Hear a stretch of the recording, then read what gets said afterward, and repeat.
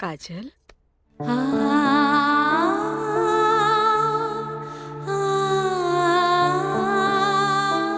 अरे इतना रोवे की कोनो जरूरत नहीं खेबी। तोर बाबूजी ठीक बाड़न। अरे वो तो बुखार के कारण ब्लड प्रेशर बढ़ गई रहे। इतना परेशान मत हो, इतना परेशान मत हो। माई, हमरा से बहुत बड़का गलती हो गई। हम एक्सकर्शन में ना गए रहे, बल्कि हम अपन बॉयफ्रेंड के साथ गए रही और वो हमरा के दगा दे गए।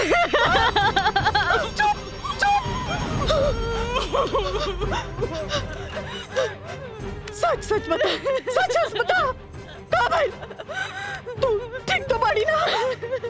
तू ठीक तो बाड़ी ना? हम ठीक तो ना बानी माई।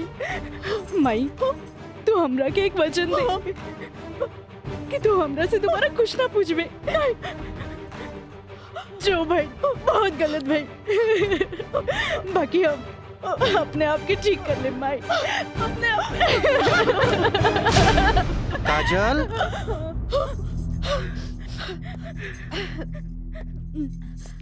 काजल, बाबूजी तोरा के बुलावत आ रहे। चल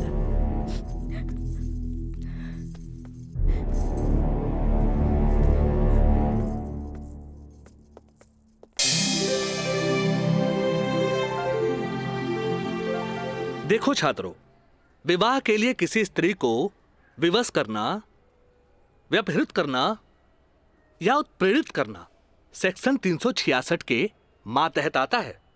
सेक्शन 376 और 375 रेप के लिए है, जिसमें सजा के प्रावधान के बारे में हम आप सबको विस्तृत बता चुके हैं। सर, कृपया हमें 120(b) सेक्शन के बारे में बताएंगे? बैठो काजल, तुमने बहुत अच्छा याद दिलाया। अब तक आप लोग सेक्शन 362 और 361 के अपहरण से संबंधित प्रावधान के बारे में जाना। सेक्शन 120(b) भी 2 या 2 से अधिक व्यक्तियों के द्वारा कोई वैध या अवैध कार्य करने या करवाने को आपराधिक षड्यंत्र कहते हैं। ओह, टाइम इज ओवर। कल इसका विस्तृत ब्यौरा बताएंगे।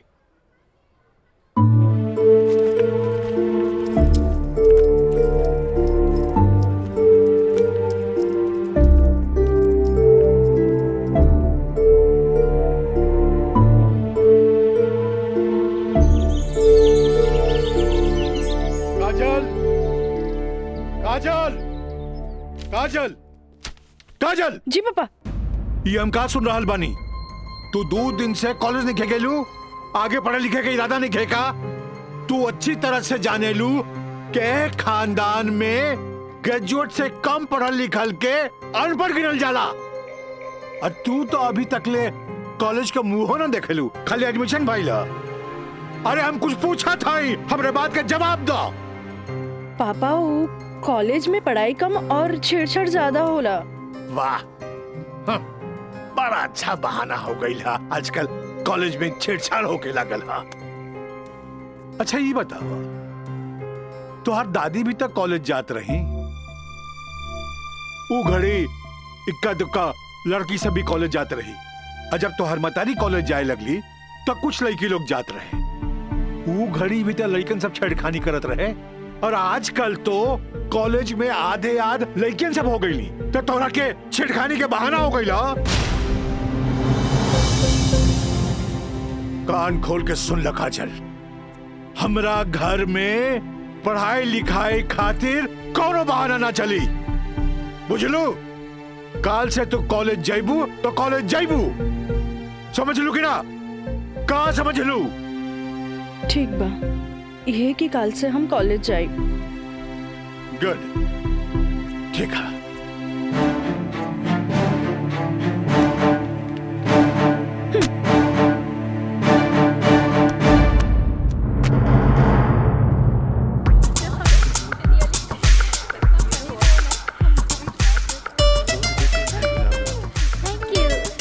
Thank you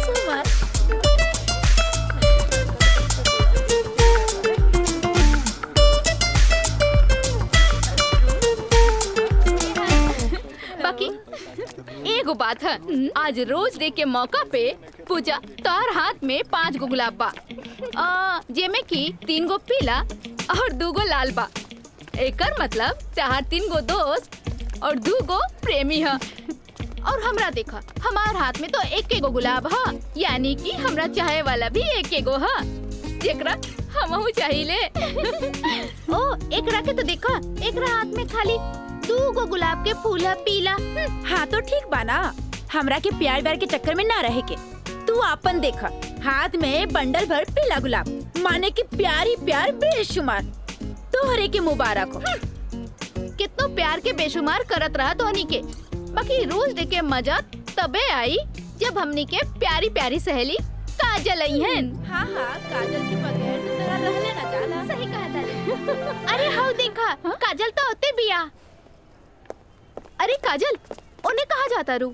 हमनी कखानी से तोहरी यहाँ इंतजार करत रही। तोहर तबीयत तो ठीक बना? तू 2 दिन से कॉलेज ना आइलू?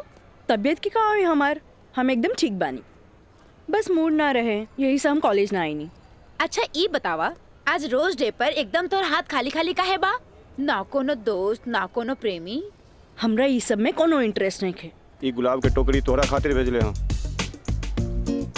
ई के भेजले हो? राज बाबू, बैंक साहब कहले हैं कि लाल गुलाब के टोकरी काजल के दे आवो। देख लू तहनी के, आज हमारी प्यारी काजल पर कितना सारा प्यार बरसल वो राज बाबू से। लेकिन हम एक बात कही काजल, ई गुलाब के जैसन मुस्कुराइया, बाकी गुलाब के जैसन बनिया मत, काहे कि ई गुलाब की खुशबू एकर फितरत है, तो मुरझाए लेकर किस्मत होला। तू ठीक कहलू प्रिया, ई राज के बच्चा के तो देखे के पड़ी। अरे देखे के पड़ी। ए भाई, मैच एकदम नजदीक आ गइल बा। बुझात नहीं खे कि हमनी के जीत पावल जाई, समझला? हे, हार के बात करे के बता जो अपना ससुर घर, ससुर के नाती पहले ही हार के बात करता। ये देखा तारे, विक्ट्री है विक्ट्री, विक्ट्री हमनी का हो। अरे पिंटू, एकरा के बता कि हमनी जीतब की हारब। जब तक हमनी के टीम में राज बा, हमनी के केहू ना हरा सकेला। केहू ना हरा सकेला।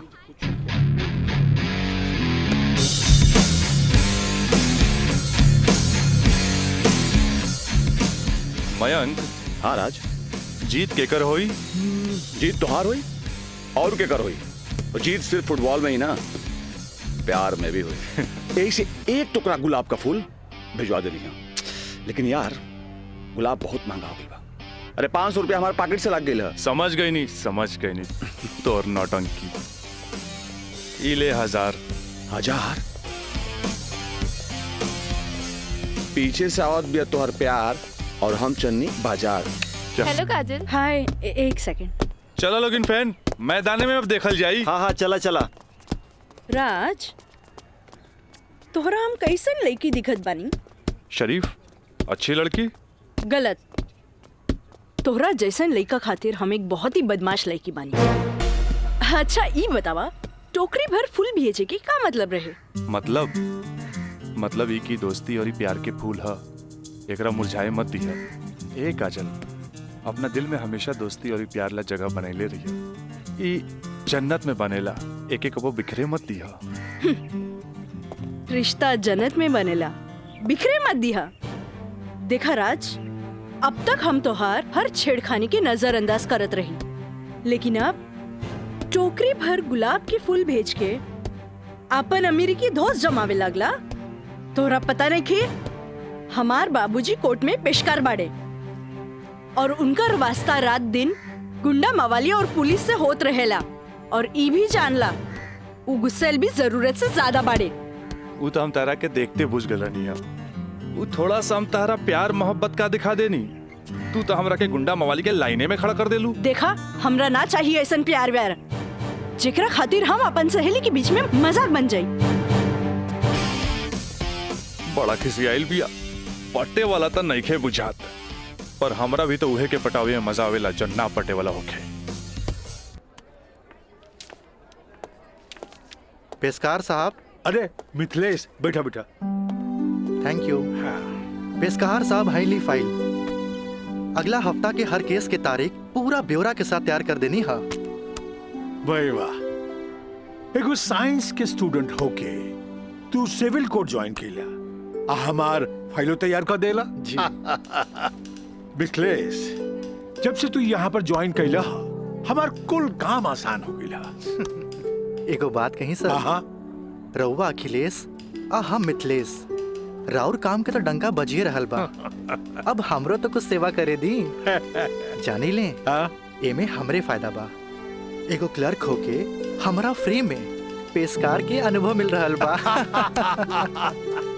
आज ही फाइल तैयार करे में तो तोहरा पूरा दिन लग गेल होई। चला कोनो बात ना, यहाँ से सीधे घर चले के आ खूब बढ़िया नाश्ता करेंगे। आवा। पेशकार साहब, ये हमरो कहे के रहे कि आज रउवे साथे घर चलब। अच्छा। असल में काजल के एग्जाम नजदीक बा। हाँ। से उनका खातिर कुछ नोट्स तैयार कर ले बानी, जे दे भी देव।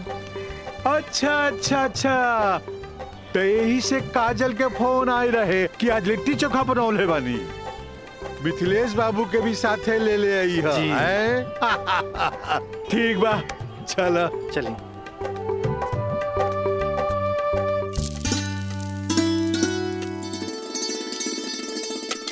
काजल। हाँ माई। बेटा तनी है बैगनवा देख तो।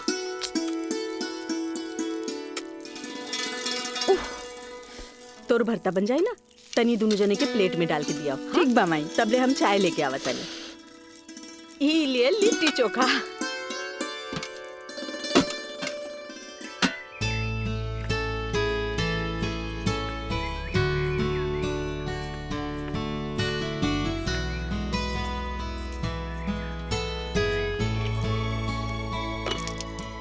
का काजल, कैसन बारू? हम ठीक बानी।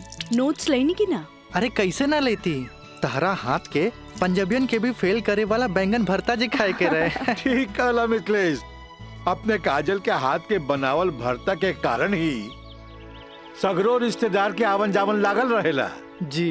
वरना ये मोबाइल तो रिश्ता नाता के अलगे ही कर देला सर। जी बिल्कुल सही कहनी। काजल, हाई ला अपन नोट्स। हमार अंदाजा है कम से कम इमे से 2-3 सवाल तो जरूर आई। अरे खा भी मिथिलेश, लिट्टी ठंडा हो जात बा। जी।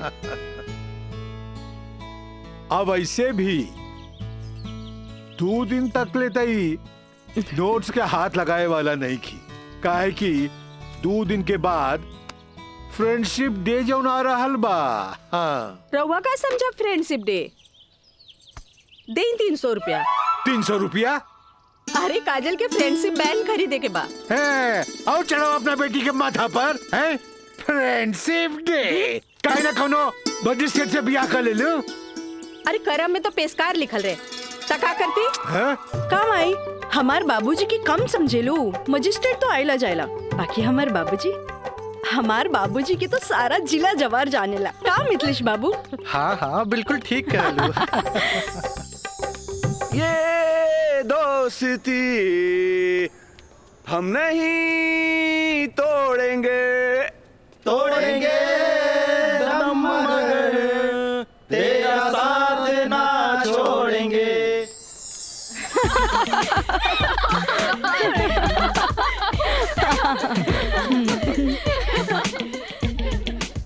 फूल बन के मुस्कुराना भी जिंदगी है, मुस्कुरा के गम भुलाना भी जिंदगी है। क्या बात है। तब मिल मिल के दोस्ती निभाना भी जिंदगी है।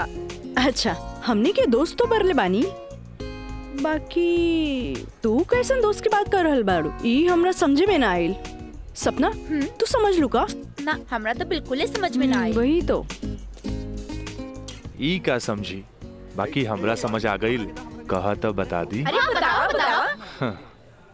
दोस्ती हर चेहरा के मीठ मुस्कान होखेला, दोस्ती ही सुख दुख के पहचान होखेला। वाह वाह वाह। अगर रूठ भी जाए कोई दोस्त त दिल पे ना लेवे के, काहे की दोस्ती त सुख दुख के पहचान होला। और हमार मानना बाकी अगर कोई सच्चा दोस्त रूठ जाए तो ओकरा के त मना लेवे के चाहिए। बिल्कुल सही। बाकी हम एक कर जरूरत ना समझी, काहे कि बुरा दोस्त कोयले के समान होकेला, गरम होके तो हाथ जला देवेला और ठंडा होके तो हाथ काला कर देवेला। बड़ा आए दोस्ती समझावे वाला। तू लोग सुना इनके प्रवचन, हम जाते अरे हैं। तरी रुका था।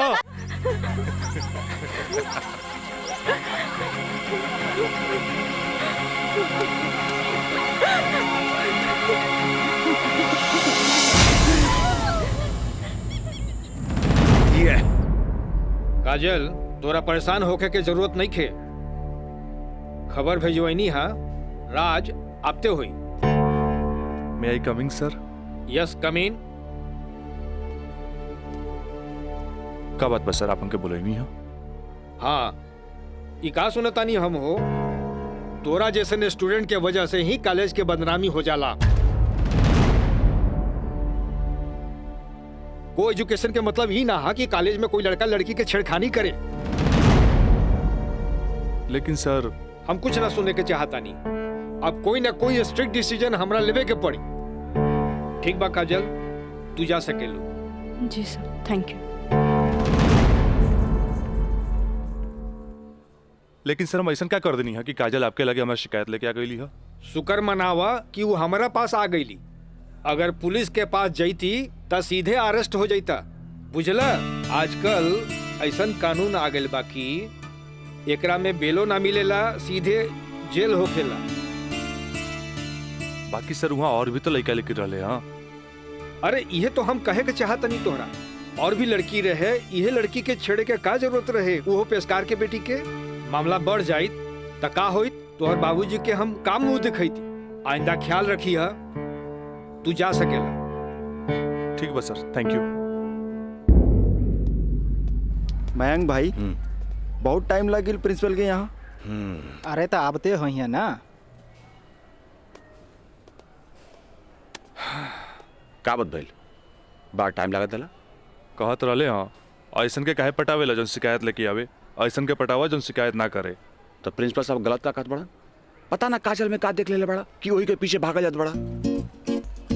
तोहनी के ना बुझाई, हमरा ओकरे पटावे में मजा आवेला जौना के पटावल मुश्किल बा।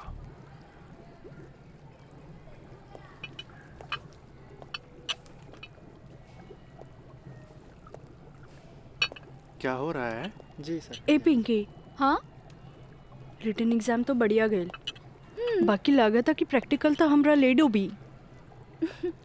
हमरा तो बहुत बढ़िया बा। बस एकरा में से नापे के बा और ए में लिख लेवे के बा। अच्छा बतावा, का करी? इसमें का डाली? एकरा में ई एसिड डाला। ये? हाँ। पक्का? हाँ।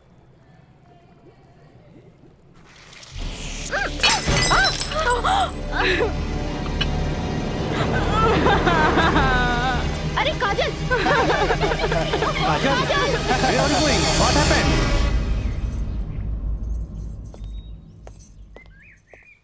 प्रणाम माँ जी। प्रणाम, बैठा। अकेले पेशकार साहब कहाँ रह गइलन? उहे बतावे के बा जे आज उनका कचहरी में देर होखी। अच्छा अच्छा। काजल के आज प्रैक्टिकल के आखिरी एग्जाम रहे, से पूछे के बा कि एग्जाम कैसन गईल। अब देखा बहले तो ऐली ना, कैसन जाए कहा जाए कुछ समझ में नहीं खे। अभी औते हुई ई देखा। अरे का? अरे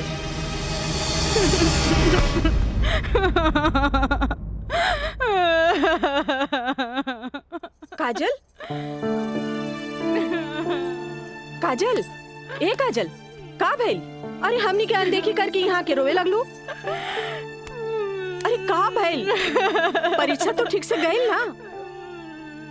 अरे बोल। प्रैक्टिकल खराब हो गए, एन वक्त में टेस्ट बुक टूट गए। हम फेल हो जाए भाई, हम फेल हो जाए। अरे का काजल, तू तो बड़ा जल्दी निराश हो जाई।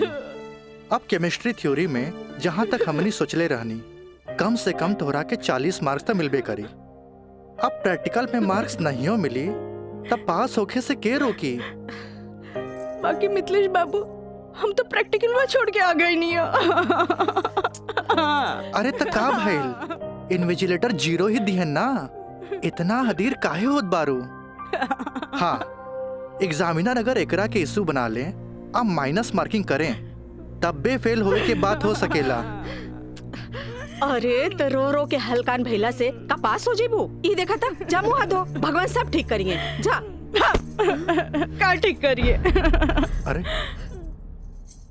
अब कहा होई कुछ समझ में नहीं क्या, कुछ ना बुझाता हमरा के। माँ जी अब रहुआ परेशान मत होई, एकर थ्योरी पेपर बहुते बढ़िया गईल हा। अरे तो तुहार गाइडेंस रहे तबे ना। अरे साइंस के स्टूडेंट रही त गाइड कर देनी, एमे का। त ठीक बा, अब तू ही समझावा ओकरा के। ठीक है। आई लव हो जा चुप। भैया एक सैंडविच लाइए। हाँ हाँ ले।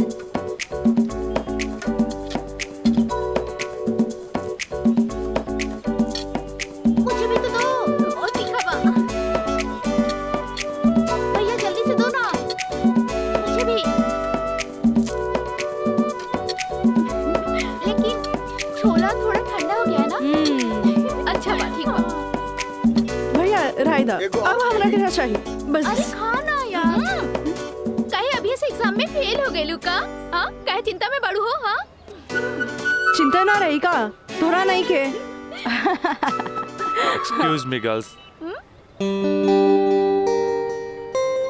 काजल तू तो बुझाता कि अभी लेके हमरा से नाराज बाड़ू। अरे नाराज तो हम हो रही तारा से, पर हमरा हमार दादाजी के सिखावल एगो बात याद आ गई। कोई भले ही बोए तोहरा ला काटा, तू बोए ओकरा ला फूल। देखा काजल तू तो प्रिंसिपल साहब से जाके हमार शिकायत कर देलू, पर हमरा हमार दादाजी के सिखावल उ बात याद आ गई। भाई तो उनकर पोते नू, हम जकरा चाही लेनू ओकर पूरा ख्याल रखीले। है ने देखा है ने, और ये बात के पता तोरा बड़ा जल्दी लग जाई, बुझाइल? गर्ल्स आप लोग के रिजल्ट आ चुकल बा। अच्छा। और ये क्लासरूम में आप लोग का रिपोर्ट कार्ड बांट रहल बा। जाई चल चला जल्दी चला। अरे जल्दी चला चल। ए काजल कांग्रेचुलेशन, आपके केमिस्ट्री के प्रैक्टिकल में 20 में 20 मार्क्स मिलल है। Mister Raj, for your kind information हम केमिस्ट्री प्रैक्टिकल एग्जाम ही छोड़ देनी है। ऐसे अपन कांग्रेचुलेशन अपने पास रखी।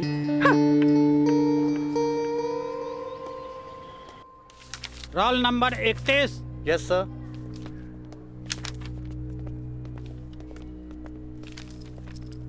Roll number 32। Thank you sir.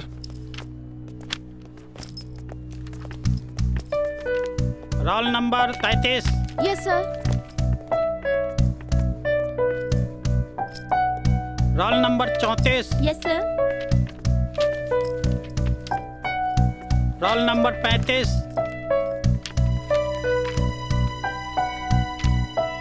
Roll number 36।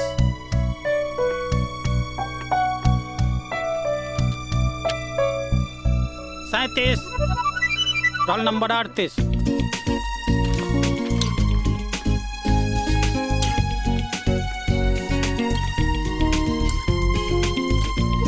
है ने देखा है ने, और ये बात के पता तोरा बड़ा जल्दी लग जाए, बुझाइल?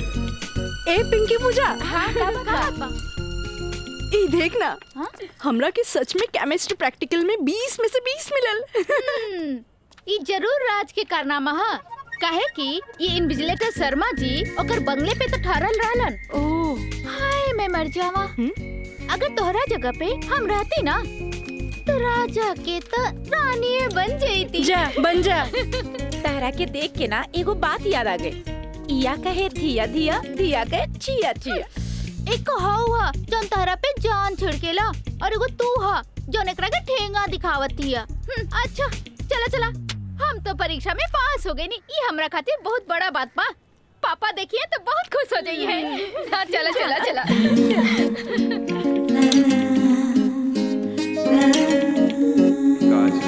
दादाजी के सिखावल एगो बात याद आ गई। कोई भले ही बोए तोहरा ला काटा, तू बोए ओकरा ला फूल। ई ले। अरे भाई अपोजिट टीम आ गई बा, हमनी के का होई? अरे आ गेल त का भइल हो, अभी तो टाइम बानू मैच में। टाइम बा त का एहिजे बैठ के टाइम पास करबा? ए जब हमनी के मैदान में जाएम नु तो देख के थर्रा जाइलो, ठीक बा? अब चला जौन होई तो मैदान में देखल जाई, उहे देखल जाई। चलो राज भाई बॉल दे। तोहनी के इतना हड़बड़ी बना तब बड़ा सन। हम आवाता नहीं। चलो लोग, चलो आवा।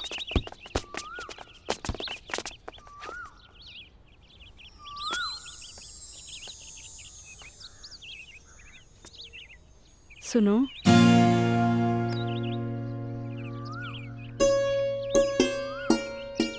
सॉरी राज,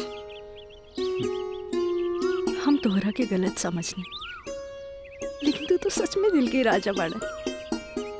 और तू ये राजा के दिल के रानी। ए काजल, हम तारा के बहुत चाहेनी। Thanks for chemistry practical marks. WhatsApp number मिली का? व्हाट्सएप? हाँ ठीक बात, ले ली। 8291 71 7752। 8291717752।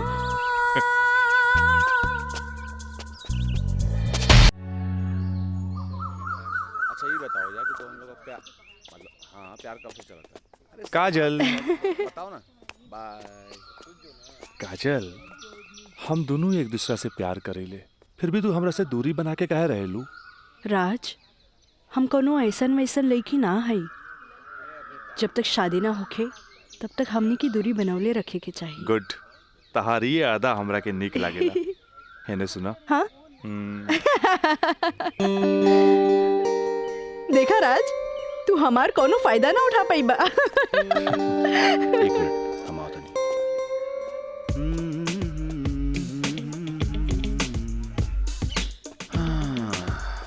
राज यार एगो बात बताई। काजल अब यार हमरा के भी अच्छा लगेगा यार। हम एगो बात बताई। तू हंसुआ के बिया में खुरपी नियन गीत मत गो। वो तोर भाभी लागी। का लागी? भाभी। चल।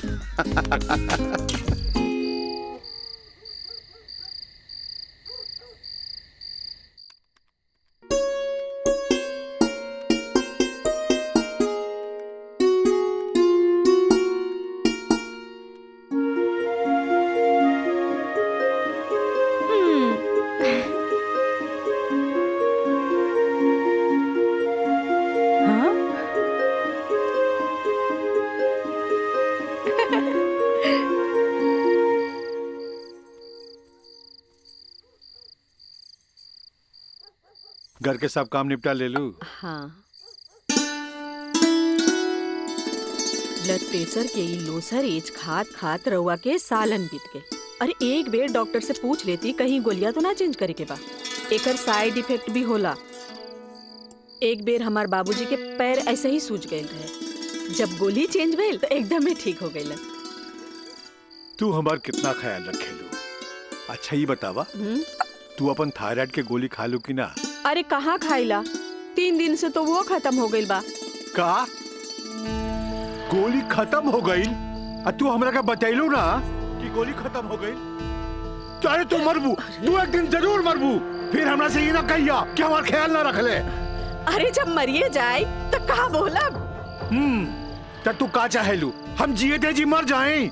हैं? दहाइला आज के बाद हम हो दवाई ना खाई। राउर मारा चढ़ गई। हाँ? तलवा के लहर माथा पर चढ़ गई। अरे तलवा के लहर माथा पर ना चढ़ी तो क्या हुई? तू दवाई ना खाईबू तब बिस्तर पकड़बू, फिर घर के चूल्हा चौका घर बाहर के देखी। अरे हमरा तो कचहरी के काम से फुर्सते ना मिलेला, फिर बैठ के तुम्हारी सेवा के करी। अरे के करे कहता सेवा? मत करब, मरे दे, मत ले बापन कचहरी से छुट्टी। तू तो यही चाहता रू कि समाज हमरा के रनवा बन के फिरत देखत रहे। हे भगवान माफ करी हमरा के। अरे तू हमरा के माफ करा। जाई। अब हमरा कोनो जुगाड़ करे के पड़ी। काजल। हाँ काजल के माथा चाटी। काजल, काजल जी का करता रू? पढ़ाई करत रही, वो इंटरनेट से कुछ नोट्स लेत रही। ठीक है काजल, तो क्या हमार क्रिया आज से तो हाथ ड्यूटी है कि तू अपना माई के रोज भोरे भोरे थायराइड के गोली देबू। अरे वो तक खुद मरी है और हमने सबके भी मार दी है। कॉलेज जायलू ना? जी बाबूजी, लाइब्रेरी में पढ़ाई खातिर कल संडे है, फिर भी हम जाए। ठीक ना बाबूजी? Good, very good. ऐसा ही पढ़ेगा चाहिए, तब तरक्की करबो।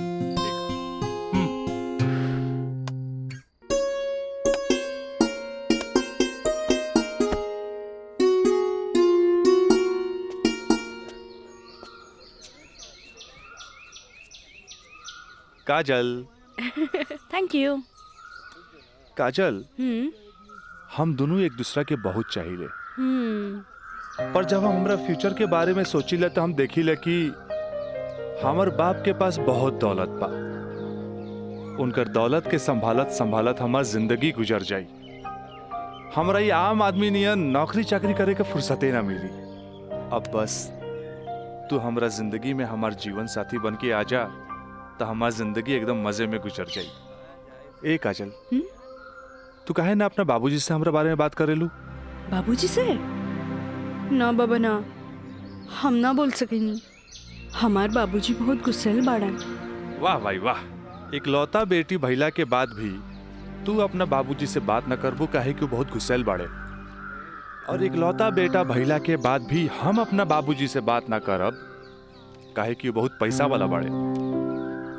ऐसन में तो हमनी के सपना धरल के धरल रह जाई। काजल, काहे ना हमनी के भाग के शादी कर ले जाओ? बिना बतैले भाग के शादी कैसे कर सकेनी? हाँ काजल, हफ्ता भर के तो बात रही। हमनी के भाग के कहीं भी शादी कर लेल जाए और ओकरा बाद अपना अपना बाबूजी के बता देहल जाई। सोचत का बाड़ू, तारा से ऊंच कूल और धनाट घर के हई। जब तू अपना बाबूजी के बतैबू नु तो ना कर पाई है। और हमहू जब हमरा बाप के बताएब कि हम भाग के शादी कर ले बानी, तो नाहियो चाहते हुए भी तारा के अपना बहू के रूप में अपना ली है।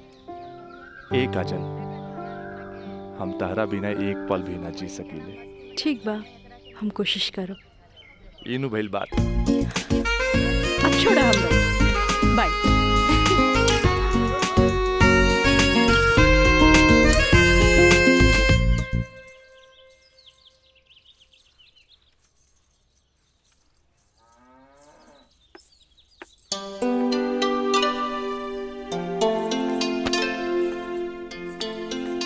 काम आई थोड़ा सा आराम नहीं के होत का? जब देखा काम का सिर्फ काम ही करबू। हमारा आराम के छोड़, ई बता हमरा से तोरा के का काम पड़ गई जे हमारा आराम के सोचे लगली? काम आई, हम तो हमेशा सोचनी ना माई।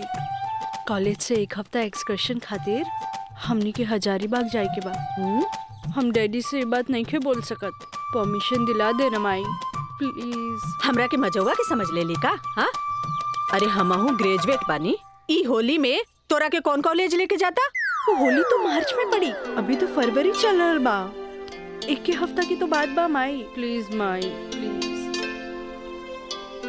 अच्छा, तोर बाबूजी आज ऑफिस नहीं खे गइलन, मिथिलेश के संगे बैठल बाड़े। कौनो शादी में जाए के बा, चल कोशिश करत आनी। Thank you Mai, thank you. Mithilesh, ऊ कहल जाला ना कि हाकिम के अगाड़ी या घोड़ा के पिछाड़ी ना रहे के चाहिए हैं?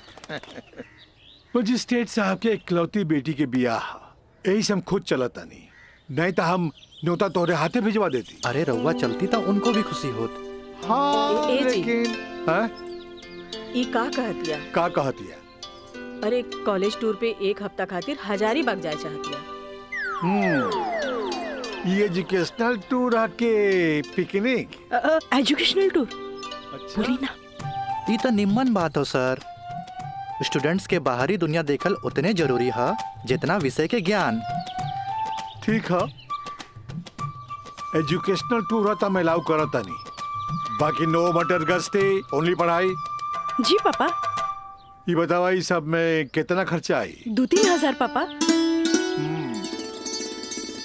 तू हमारे से 5,000 ले ला, ठीक है? थैंक यू पापा। चला हो, तू हमरा के दिखावा कि वो न्योता के कागज तैयारी कर ले बाड़ू। चलो मिथिलेश, हम आवत हैं, बैठो। जी सर जी। Thank you so much Mithilesh बाबू, अगर रउआ ना बोलती तो ये हरगिज ना मानतन। अरे वो तो हम तुहार मुंह देख के साथ दे देनी। जा मजा करा। कैसन लागल? वाह, सो ब्यूटीफुल। ये कहाँ लेके आ गई ला?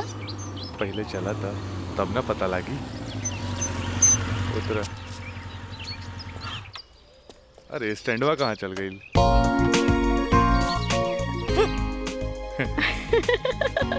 बड़ा धांसू सजीले बा। हाँ चला चली। हाथ तो दा। कहाँ जाएगी है? इधर। हाँ, इधर जगह तो बड़ा झकास बा। क्या यार राज, कब से हम तुम्हारे इंतजार करत बनी, इतना लेट कर दे तू। मयंक, राज, मयंक यहाँ? हाँ, एकरा पहले भेज देनी। इस सारा जे तामझाम बा, इस सब के अरेंजमेंट के करी। यार तो हम लोग का शादी खातिर एक विद्वान पंडित से बात कर ले बानी, और देखा तो के आराम खातिर यहाँ सारा साधन सुविधा मौजूद बा। और हाँ, हनीमून खातिर स्वीट रूम भी बुक कर ले बानी। और देखा अब हम निकलता नहीं, कहे कि हमारा के मंदिर जाके बा, और मंदिर जाके पूरा शादी का सामग्री लेके आके बा। बाप रे, इतना सब तैयारी। अरे शादी की करबा, हमार दोस्त राज का शादी बा। गलत बात। शादी होता हमार सपना के शहजादी काजल के राज के साथ। अच्छा देखा यार, जो तो पैसा दे रहा ना, सब पैसा खत्म हो गए कुल तामझाम में। ऐसा करा कि तू 25,000 रुपया और दे दा, काहे कि बहुत सारा काम बाकी बाबी। पैसा के कौन बात भाई, ई ले। अगर बाबूजी अगर ये शादी करे थे नु, तो लाख के खर्चा लाखों में चल जाई। दोस्त महिम रिश्तेदार पूरा शहर के बुलाई थे।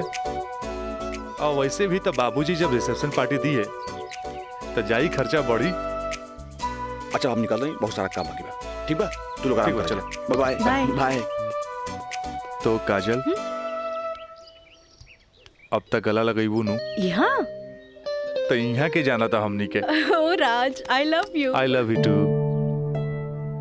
जुबान निकालिए, बंद कीजिए। ठीक है।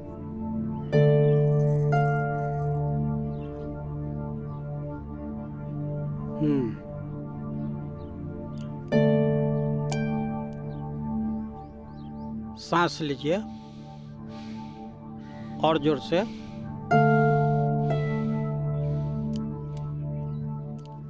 घबराए के कोई बात नहीं है। ऊपर के बीपी थोड़ा बढ़ गई है। अच्छा। से लागता कि काम के प्रेशर ज्यादा बा। जी नया मजिस्ट्रेट आइले हाँ, से कुछ ज्यादा ही फाइल इनके हवाले कर देले हाँ। ठीक है, ठीक हो जाई। अभी आंख लगल बा, सोए दिन का के। और हाँ, पानी पियावल करी, काहे कि पानी पियला से पेशाब यानी यूरिन पास हुई तो रिलैक्स हुई है। जी जी बाकी दवा वही चली। जी डॉक्टर साहब। जी डॉक्टर साहब, हाईली अपन फीस।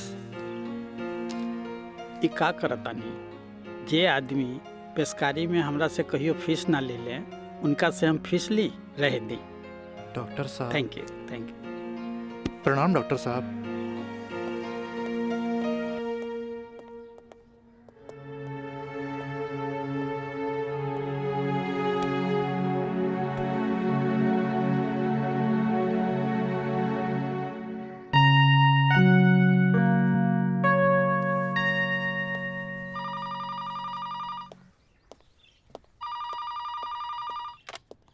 हेलो, हम काजल बोले तानी।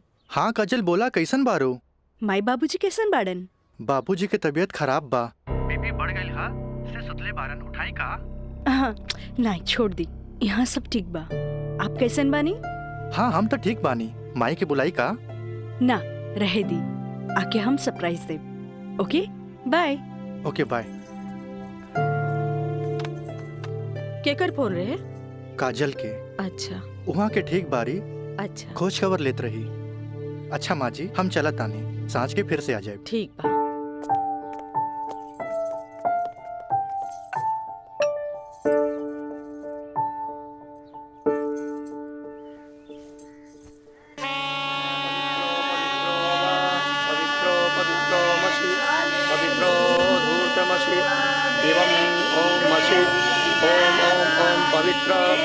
पवित्राः केशवाय माधवाय सर्वेश्वराय अपितृ स्वाहा तत्पुरुषाय स्वाहा।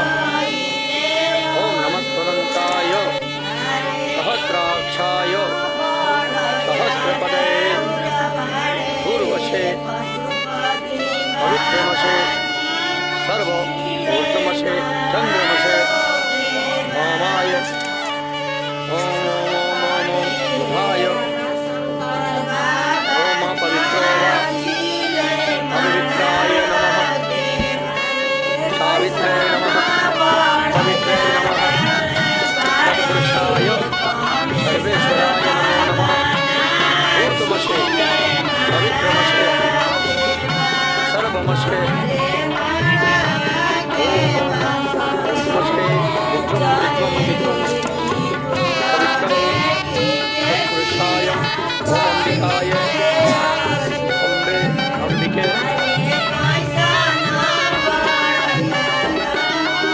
राजनाय राजाय नमो नमो नमो नमो विवाह संपन्ना भवतु।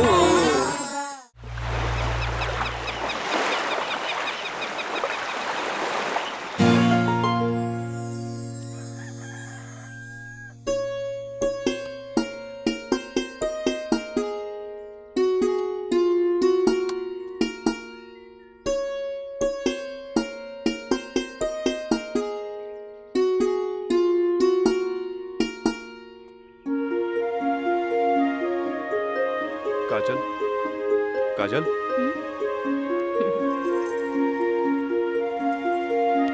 Good morning. Good morning.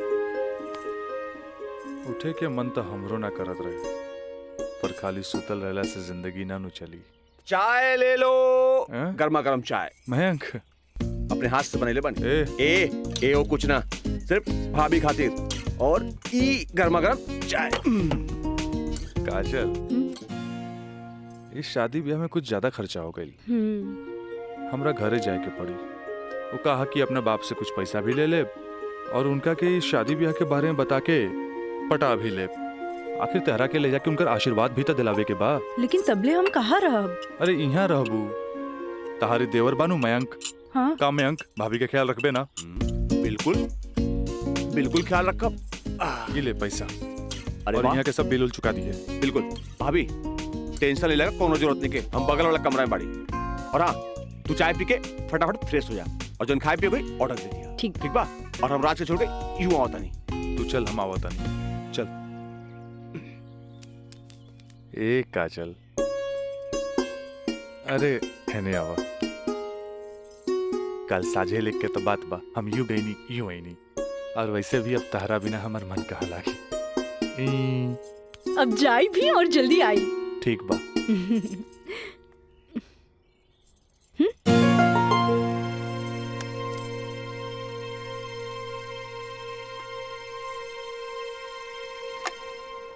Hello. हाँ, अरे देख रही हो कि मैं ऑफिस में हूँ, कितना काम पड़ा है, कितनी फाइलें पड़ी हैं, और तुम हो कि ये ले आइएगा वो ले आइएगा। हद कर दिया तुमने यार। मैं कम इन सर? कम इन। अखिलेश बाबू कैसन बाड़न? जी बीपी तो कंट्रोल में हा, बुखार के वजह से थोड़ा कमजोरी आ गई हा, यही से शुक्रवार तक की छुट्टी की अर्जी दे ले हा। कोनो बात नहीं के, दिन रात काम करे वाला आदमी के अरे थोड़ा बहुत आराम तो चाहिए ना। जी कह दिया ऑफिस के चिंता न करे जी, जब वो ठीक हो जावे तबे ऑफिस आवे। ला एकरा के फाइल में लगवा दे। थैंक यू सर।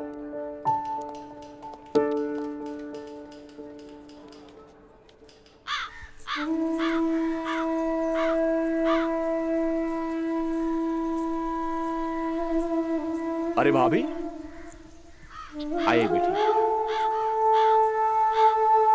भाभी क्या बात बा, बड़ा परेशान लागत बानी?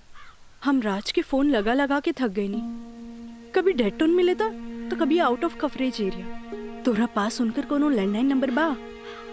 ना भाभी, और हम उनका दूर नंबर पे फोन लगा के थक के हार के बैठ गई। हैरानी की बात तो ये बाकी कि गईला के बाद ना कोनो खबर, ना कोनो कॉल, ना कोनो मैसेज। भाभी तू टेंशन मत ले, हम अपने को दोस्त के भेजले बानी और जैसे ही खबर मिला था सबसे पहले हम तोरा के बताई। ठीक बा, हम अपन कमरे में बानी। अरे भाभी घबराए कोनो बात नहीं की, हम बानी ना।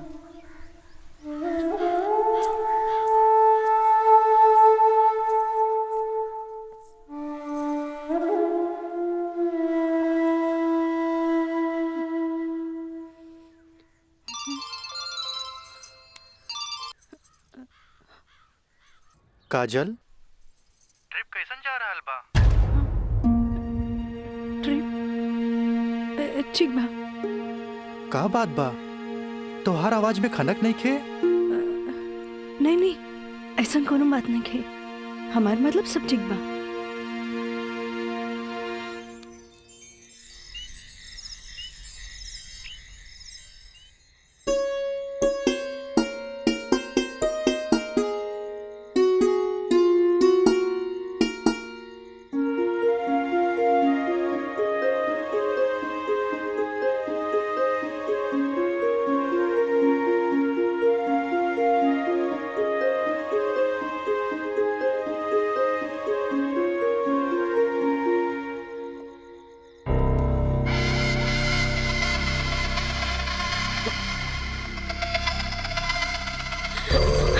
देवर जी, मयंक, ये क्या बदतमीजी है? चल जाइए यहाँ से, वरना राज के बता दे।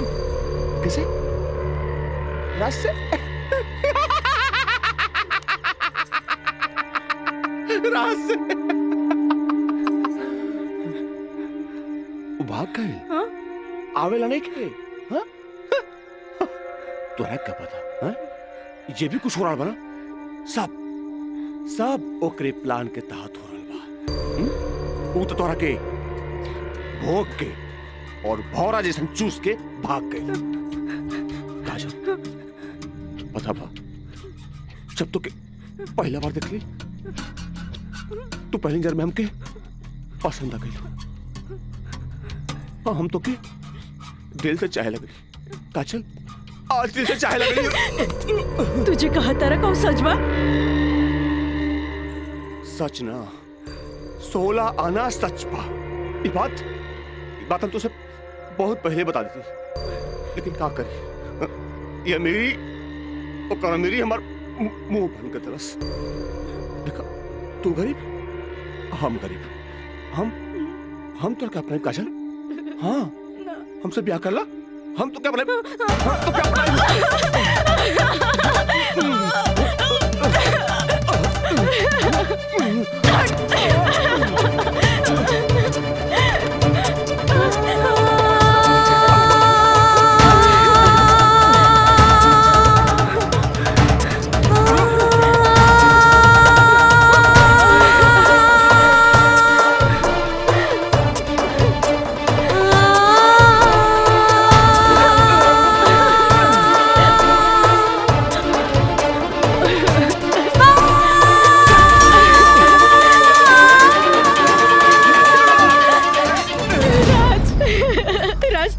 तो क्या चल गए रे हमरा के छोड़ के। ई महंग तो और काजल के बर्बाद करेंगे चाहत रहे।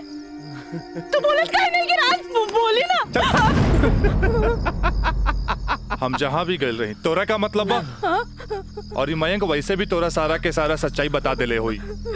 ये हमार बदला है काजल, बदला।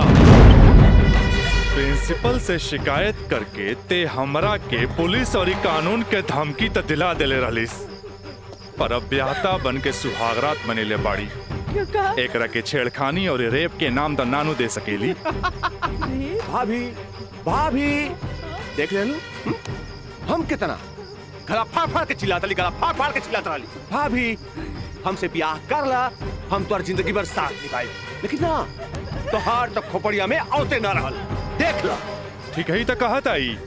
हाँ? एक काजल, तू मयंक से ब्याह कर ले। ऐसे भी एकरा हमार जूठन खाए की आदत बा। तू अब बस हमारे को जूठन बारू, जूठन जूठन।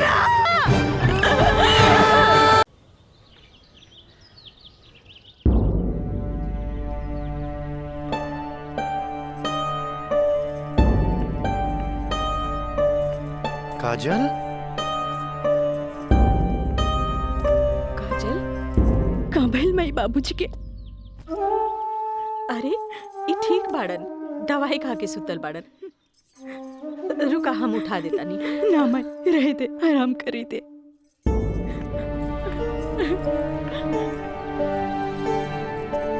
काजल,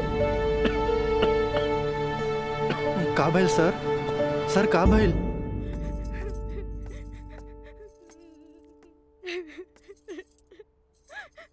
काजल,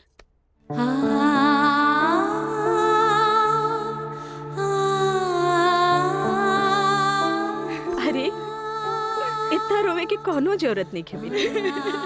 तोर बाबूजी ठीक बाड़न। अरे वो तो बुखार के कारण ब्लड प्रेशर बढ़ गई रहे। इतना परेशान मत हो, इतना परेशान मत हो। माई हमरा से बहुत बड़का गलती हो गई। हम एक्सकर्शन में ना गए रहे, बल्कि हम अपन बॉयफ्रेंड के साथ गए रही और वो हमरा के दगा दे गए।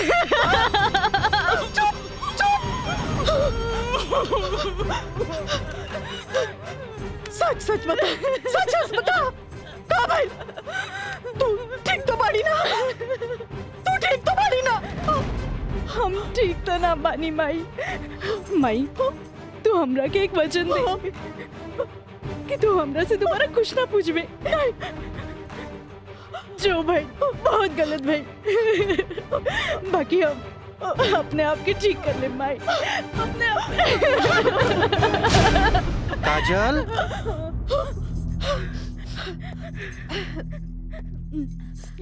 काजल, बाबूजी तोरा के बुलावत आ रहे। चल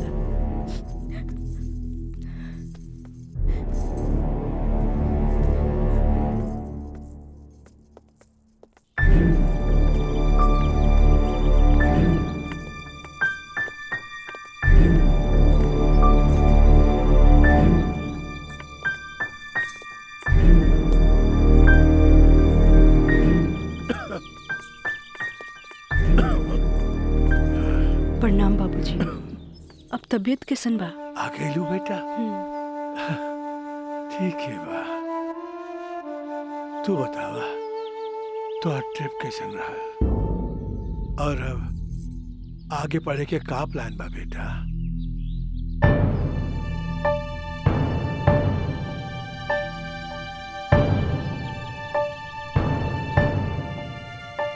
बतैलू ना बेटा? पापा हम वो साइंस ना पढ़ के लॉ पढ़े के चाहता नहीं।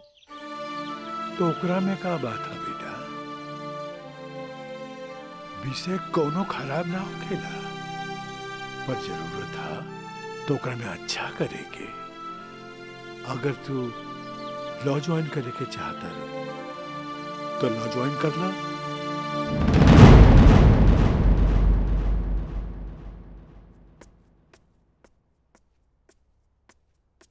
का काजल बेटिया, तबीयत ठीक बानो? क्लास कब के खत्म हो गई? तू बैठल वारू बंद करे के रहे। हाँ काका, रूम लॉक कर दी। हम तो बस ऐसे ही बैठ गए रही। अच्छा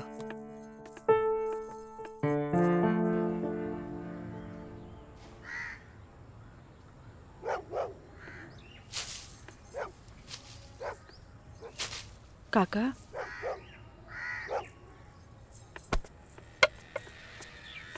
अरे बिटिया तू फिर आ गेलू? अरे हम कई साल से देख रहल बानी कि हर 3-4 महीना पर तू आ जालू। पर बिटिया राजा तोहरा से नइखे मिले चाहता। वो बड़ लोग हवन, उनकर जिंदगी में तारा जैसी लड़की की कीमत चाय के कुर्बा के बराबर हा, जे पी के फेंक देवला। काका तोहरा का लागता कि हम को फिकल कुर्बा है? नहीं बिटिया नहीं, ऐसे बात नहीं की। जे हम देखिला से बताइनी बिटिया, हम उनकर घर के नमक खैले बानी। फिर भी जब जब तू आयलू हम उनका बताइनी, पर राजा बाबू है कि एक कान से सुने ना और चल जालन। पर बिटिया हम वहां के नौकर हैं, फिर भी अगर हम तारा काम आ जाई ना तो हम अपना के बहुत खुश नसीब समझब। काहे कि तू जब जब आवे लुनू हमारा देखल नहीं जाला बिटिया। काका अब की बार उनसे कह दिया कि काजल आखिरी बार आयल रहे, एगो घड़ा रहे जेकर पानी ऊपर तक भर गई।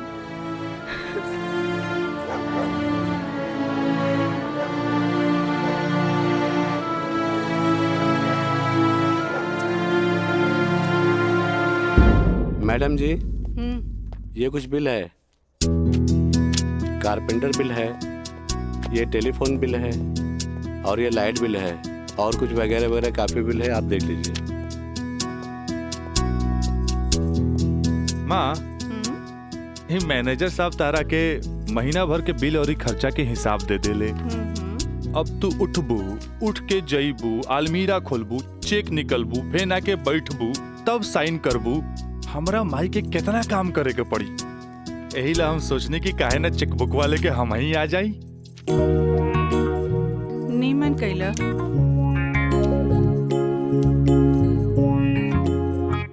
अच्छा, तो तू एम्मा अपन 50,000 का चेक पहले से भर ले बाड़ा। तभी तो हम समझे कि माई के इतना मस्का काहे के। माई, अब तू ही बताओ कि इतना अमीर बाप के लड़का हई तो दोस्त महीन के टाइम टू टाइम पे पार्टी तो देहे के पड़ी ना। देव तो हमरा बाप के ना कट जाए की ना। का मैंने सब बिल्कुल राजा बाबू। जी ले अपन बाप का ना कोच कर। इनु भइल हमरा दुनिया के सबसे बेस्ट माई वाला बात। Love you Mai. मैनेजर साहब। जी मैडम। इस सब रसीद आप एक साथ पूरा बिल कह के हमरा के दें। हम एक गो चेक काट देते हैं। जी मैडम। ठीक है। जी मैडम। हमरा ई बात के बहुत खुशी बा कि रवा लोग हमार ग्लोबल कंपनी में इन्वेस्टमेंट करे के चाहता नहीं। ये हमरा खातिर बड़ खुशी के बात बा। बाकी हमरा भी कुछ देखे के चाहिए ना कि हम दिन दुगना रात चौगुना करके रवा लोग के पैसा लौटा दे ताकि मार्केट में हमार साख बनल रहे। Of course. Excuse me gentleman. बाबूजी, हाँ, आप हमरा से वादा कैले रहनी कि आप हमरा नया कार किन के देब। अब हम खटारा हम ना चलाएं, बुझाइल नू। I want new car, okay? Yes, Raja is right. I am witness. Okay, I will buy car for you. Thank you sir. हम चलता नहीं बाबूजी। तो ठीक बा, रवे कार खरीदा दे। बाकी राउर कार की खर्चा कंपनी के इन्वेस्टमेंट पे दिखावल जाए। Okay, thanks. जेपी साहब, आपका बेटा तो हीरो लगता है। आखिर बेटा के करा हमरे नु। अरे यही तो उम्र में ऐश करे के।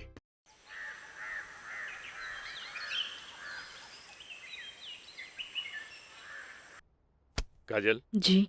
तारा के देख के हमें 4 साल पहले का काजल याद आवतिया। याद है तारा के?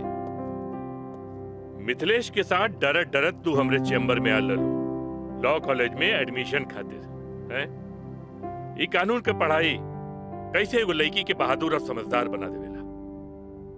काजल, हम चाहता नहीं कि पहला केस तू खुद अपने लड़ा। कैसन रहे? लेकिन सर। तू घबरा मत, हम तारा बारे में केहू से कुछ न कहनी है। देखा, ये वकील लोग अपने क्लाइंट का सिक्रेसी अपने साथे चिता में ले जालन। बैठा। हाँ, तो केस ये है कि मुवक्किल एक गरीब लड़की है जेकरा के शादी का झांसा दे के पहले भोगल गई और बाद में जूठन की तरफ फेंक दी। वो दहेज के केस न कर सकत रहे काहे कि वो गरीब रहे। रेप के केस न कर सकत रहे काहे कि वो अपने घर वाले के मुंह पर कालिक न पोते के चाहते। वो प्रताड़ना का केस भी न कर सकत रहे काहे कि वो घर में कबो रहली नहीं। अब वही मुवक्किल का केस तो के लगे। अब वही गरीब लड़की का केस एक पढ़ा लिखल समझदार वकील के लड़ेगी। काजल, हमरे नजर में तू एक मर्द लड़की बाड़ू। हमें फख्र बा कि तू हमारे असिस्टेंट बाड़ू। आई एम प्राउड ऑफ यू बेटा। जी सर, थैंक यू।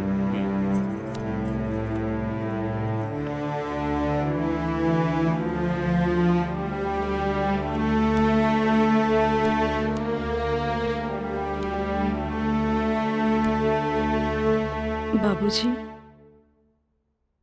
लड़की हर मोड़ पे डरत रहेली।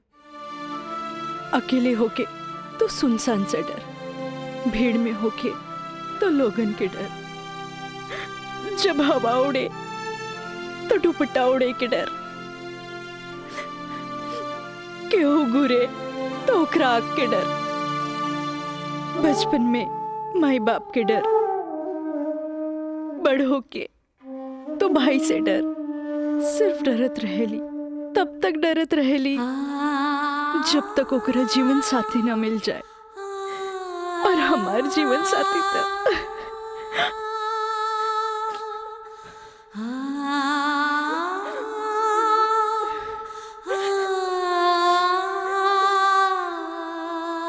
बाबूजी,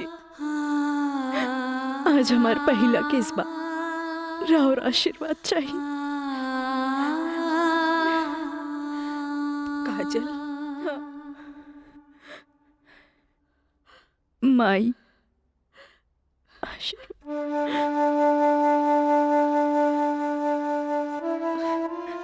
तोरा के वचन तो हम दे चुकल बानी, कुछ ना पूछेंगे। बाकी जौन काम में तू लगल बाड़ा, हमारा आशीर्वाद बा तोरा के कामयाबी हासिल हो। चल।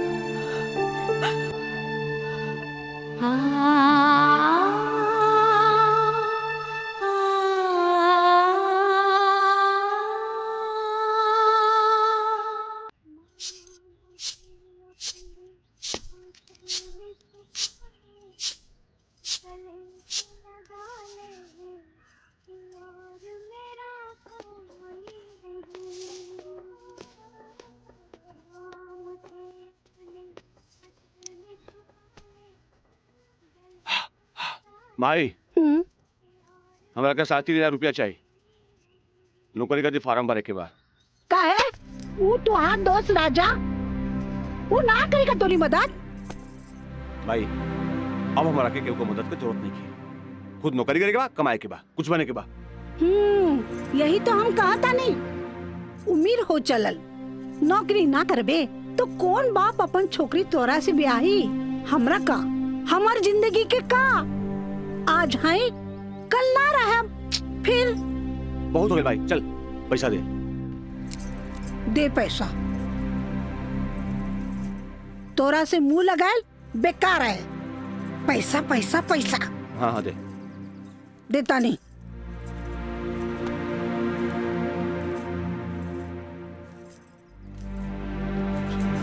कितना?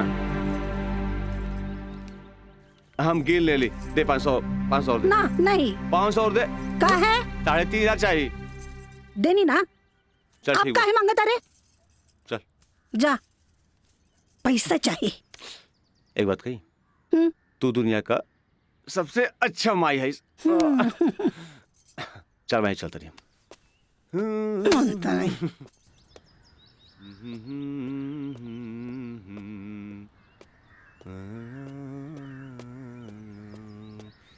मयंक,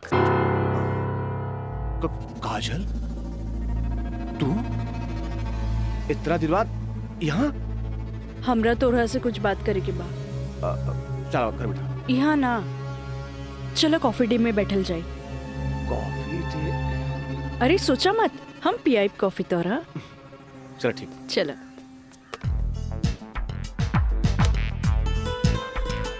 इला। Thank you. पिया ना।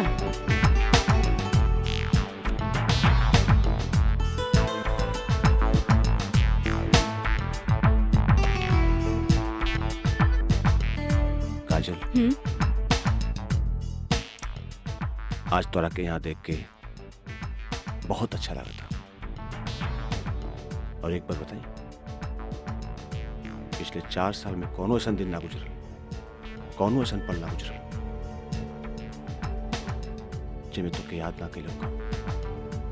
अच्छा कोई छोड़ा, ये बताओ कि आज हमार कैसे याद है? पहले हम अपन अतीत से लड़त रही, लेकिन अब हमरा लागता कि हमें सेटल हो जाए के चाहिए। बाकी तो ही बा कि के अपना ही हमरा के। अगर तुके प्रॉब्लम ना होके तो हम तोहरा के अपनाए। लेकिन हम गरीब हैं। अरे तो हम कौन अमीर बानी? हम तो गरीब बानी। हम और तू चाही तो अमीर हो सकत हैं। वो कैसे? हमार साथ दे के। जिंदगी भर साथ दे। ऐसे ना, प्रॉमिस करा। प्रॉमिस। चला। चला। हाँ।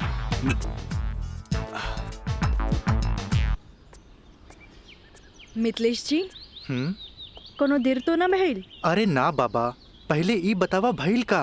मयंक से साथ देवे की वादा ले लेनी है। अब तू अपन मिशन में कामयाब जरूर हो जाएगी। आगे देखी, लेट्स गो। सुनी, एगो बात कही, सब कुछ जानला के बाद भी आप हमें हेल्प करत हैं, ऐसे हम कबो ना भूल सके। पहले तो ना, पर अब सोचे लगनी है कि जिंदगी के हर लम्हा में आपके जरूरत पड़ी। चला अब चली, थोड़ा घरे छोड़ दी।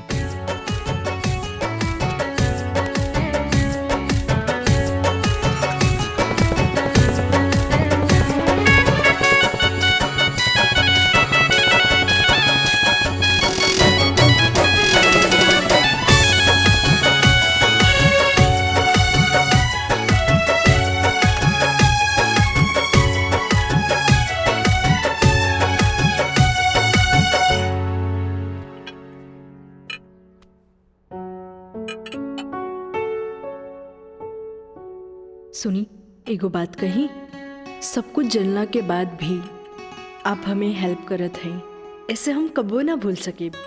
पहले तो ना, पर अब सोचे लगनी है कि जिंदगी के हर लम्हा में आपके जरूरत पड़ी। खाना लगा दी? ना भोला, आज तक ऐसा ही पेट भरल है। आज ना खाई बपने? ना। ठीक बा।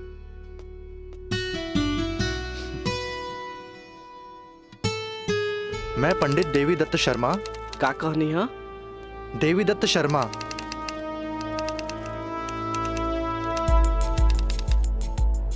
सत्रह मई के भाईल। अच्छा भैया तनी जल्दी करी, देर होता। ली। दी।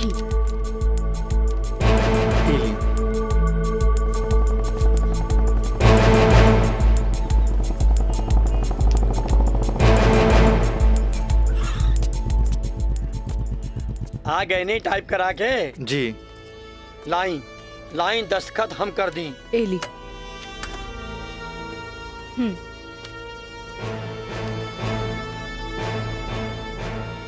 जय गणेश। ई कामता हो गई।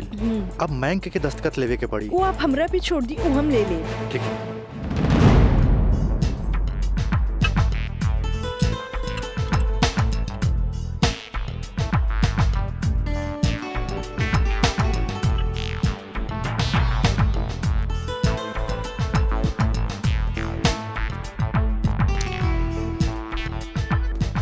हेलो।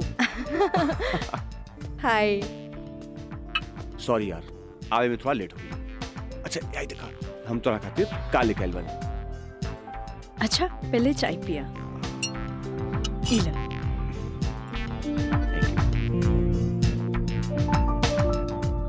अंगूठी सोना के? हाँ। वो है इतना हल्का? मन तरह की हीरा के लेके आई थी, लेकिन का करी, पैसा का तंगी। अच्छा ई बतावा, खुशहाल जिंदगी जिए खातिर तोहरा कितना पैसा चाहिए? 20 लाख। अगर हम तोहरा पूरी 50 लाख दी तो कैसन रही? उसे ही रही। समझ ला, अनार के आंख मिल गई। तो चला फटाफट ई पेपर पे साइन कर दा। अरे पढ़ा मत, यही से हमनी करोड़पति बन जाए। हाँ, हाँ ल। ठीक है। डॉलर भी कदम तो गिरब तो हर बहिया में ना।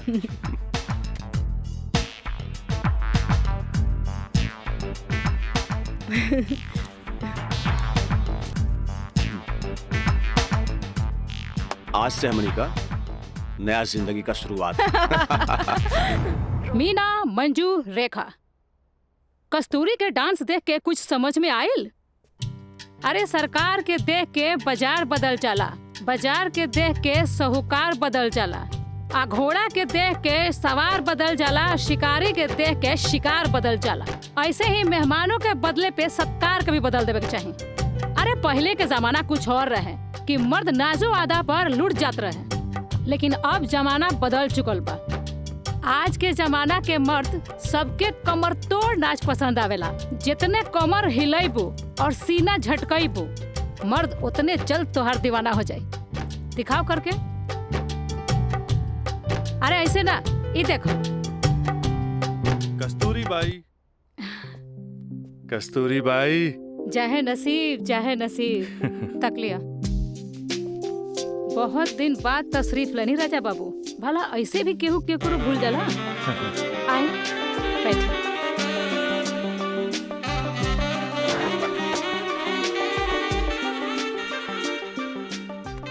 ना कस्तूरी बाई, हम भुलाइल नहीं की।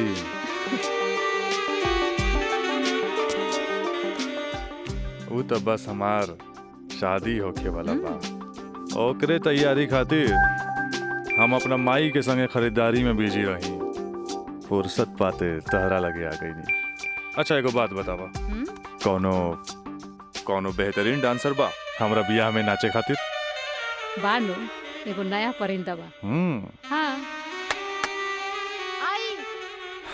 मंजू, राजा बाबू का उहाँ ले जा जहाँ आज निराली का प्रोग्राम होता।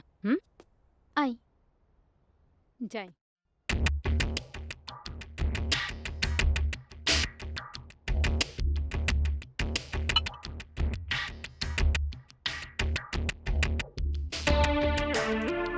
कस्तूरी, तहार निराली हमरा बहुत पसंद आई। पसंद तो आ गल राजा बाबू, लेकिन ओकर रेट तनिक कड़क बा। पूरा 5 लाख लेतिया। लाख 2 लाख तो हम तहरा पे ऐसे ही उड़ा दिला। तब 5 लाख कौन बड़का चीज बा? ओकरा से कह दिया हमार बियाह में अगर उ कमर तोड़ नाच करी ना, हम ओकरा सोना ना जराओ हीरा के अंगूठी देव, उहो अपना तरफ से। और बाकी के रिश्तेदार जे ओकरा पैसा दी हैं वो अलग बात। एक कस्तूरी, हीरा के अंगूठी केहू ऐसे ही ना देवेला। अच्छा, तो ऊ रवा दिलो दिमाग में इतना घुस गइल बिया। अच्छा एगो काम कर, तनी हेने लावा, हमरे तरफ से ई ला।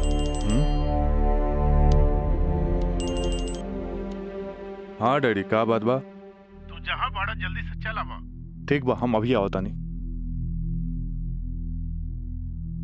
बड़ा कमजोर पर और ये नामुराद इश्क ऐसे उतारा के जाम लहले बगैर चल देनी। हाँ कस्तूरी भाई, डैडी के कुछ जरूरी काम आ गइल बा, से जाए के पड़ी। ठीक बा, अब डैडी के फोन आइल ह, तेमे हम का बोली। चला तनी, बाय।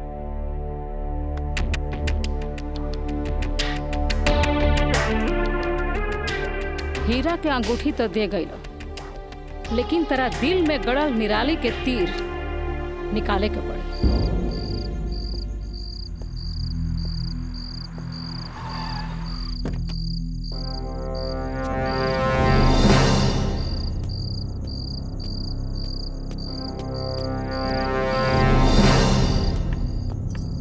क्या बात बा डैडी, इतना अर्जेंट में क्या बोले नहीं हमरा के?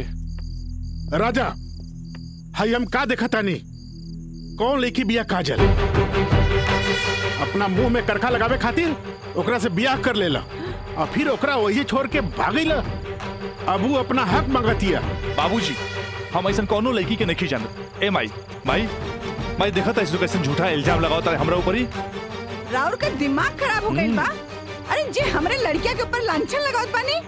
हमार दिमाग नहीं के खराब भाई, हाई देखा, हाई कोर्ट से नोटिस आइल बा। भगवाने बचावा घर के। लागत कि जगदम्बिका पाल के नाक कटिए के रही। केस नंबर 5078, काजल सिन्हा वल्द स्वर्गीय अखिलेश प्रसाद सिन्हा व राजा सिंह वल्द जगदम्बिका सिंह।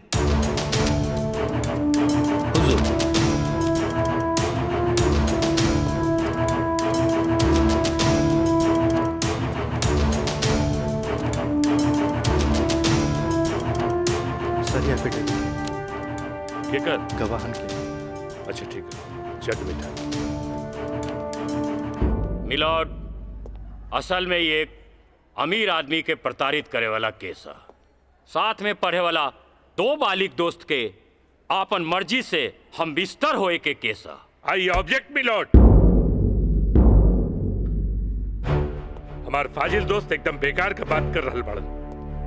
सच्चाई तो यही है कि हमार मुवक्किल काजल कबिया राजा के साथे बाकायदा मंदिर में भैल रहे और यह 2 गवाहन के एफिडेविट। एगो राजा का सबसे खास दोस्त मयंक और दूसर बियाह कराए वाला पंडित। आप देख ली। 4 साल बाद हमार फाजिल दोस्त के मुवक्किल कहाँ रहले? सच्चाई तो ई बा जज साहब कि हमार मुवक्किल राजा के शादी रोक के रुपया ऐठे के एगो षड्यंत्र बा, षड्यंत्र। शादी? कैसन शादी? अरे राजा का शादी तो पहले ही हो चुकल बा। अगर दोबारा शादी भइल ना तो तोहार मुवक्किल जेल जाई, जेल। बस जज साहब बस। हमू इनका से यही पूछा तानी कि आखिर ये किस्सा 4 साल बाद ही काहे उठावल गई, बताई? हम बतावा तानी जज साहब।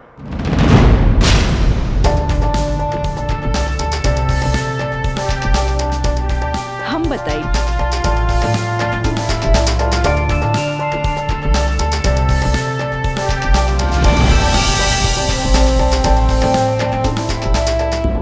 मिलॉर्ड, हम चाहे कि ये केस हम खुद लड़ी।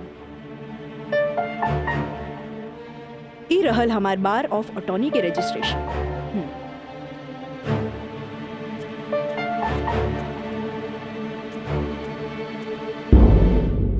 ओके, you can proceed. Thank you sir. आशीर्वाद दी। खुश रह। जा। मिलॉर्ड, बचाव पक्ष के वकील बार बार पूछा तारे कि 4 साल हम कहाँ रही। मिलॉर्ड, 4 साल इनके मुवक्किल राजा जैसन तमाम मुजरिमों के सजा दिलावे खातिर ई चोंगा बहुत जरूरी रहे।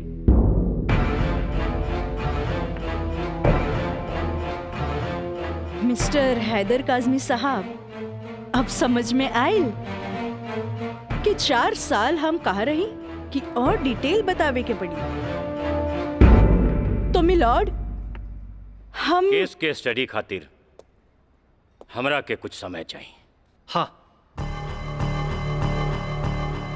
कोर्ट इंस्ट्रक्ट करती है कि राजा की शादी रोक दी जाए जब तक कोर्ट का फैसला ना हो जाए। बचाव पक्ष के वकील की रिक्वेस्ट पर यह कोर्ट मुअत्तिल की जाती है।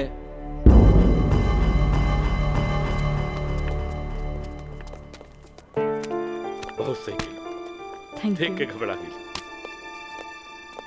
तुरंत चल गया। बहुत अच्छा। ए वकील साहब, कोर्ट से समय काहे ले लेनी हो? तका करती तू हमरा के बतेबो ना कैला कि लड़की खुद वकील बिया। अरे तय से आपके का फर्क पड़ी? तू का समझबा कि हमरा का फर्क पड़ी? वो लड़की के आईपीसी आदि कानून के सब धारा मालूम हुई। एक खातिर हमरा के जीरा में सावधानी बरते के पड़ी। खैर तू चिंता ना कर, अब अगला तारीख लेवे दा हमरा के।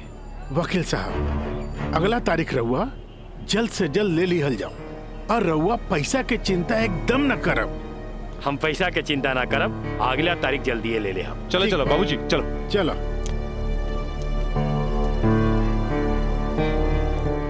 हेलो, हाँ, अब फिक्र करे के बात नहीं के। अरे तहार काम हो जाई, हम समझ गए नहीं, एकदम में समझ गए नहीं। हाँ,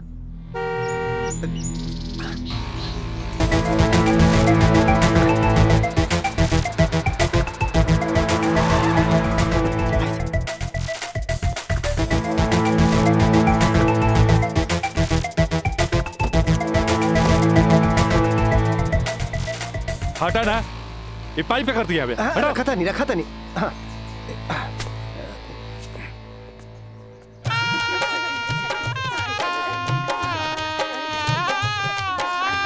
बंद करो इस नौटंकी, ये शादी ना हुई। अरे हटा।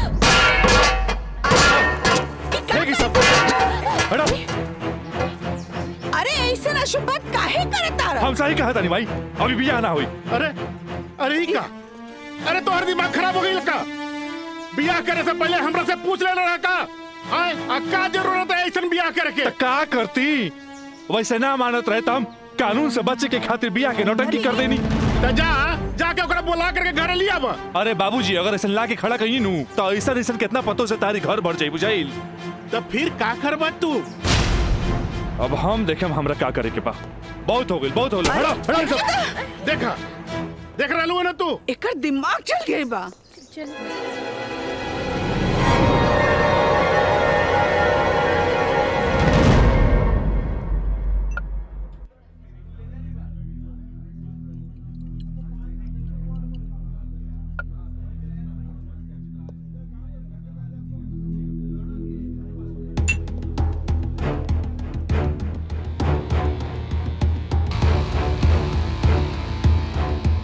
बोला राज, का बात बा?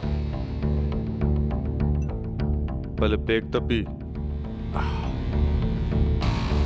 बहुत दिन का बाद मिलल बा।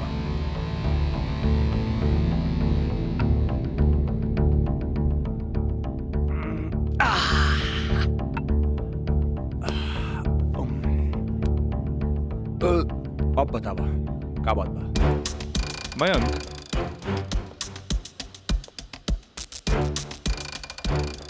भाई तोरा अपन बयान बदले के पड़ी। एफिडेविट के बाद भी? दोस्ती खातिर।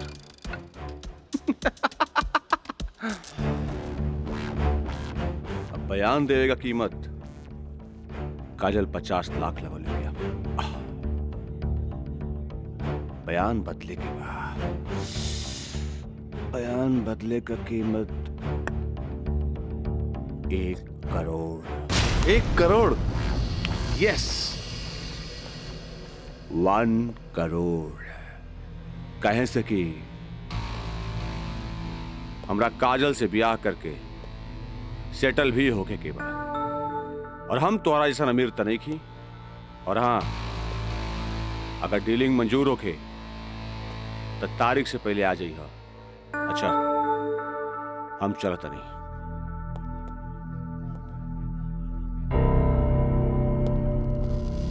हमार बिल्ली हमरे से म्याऊं।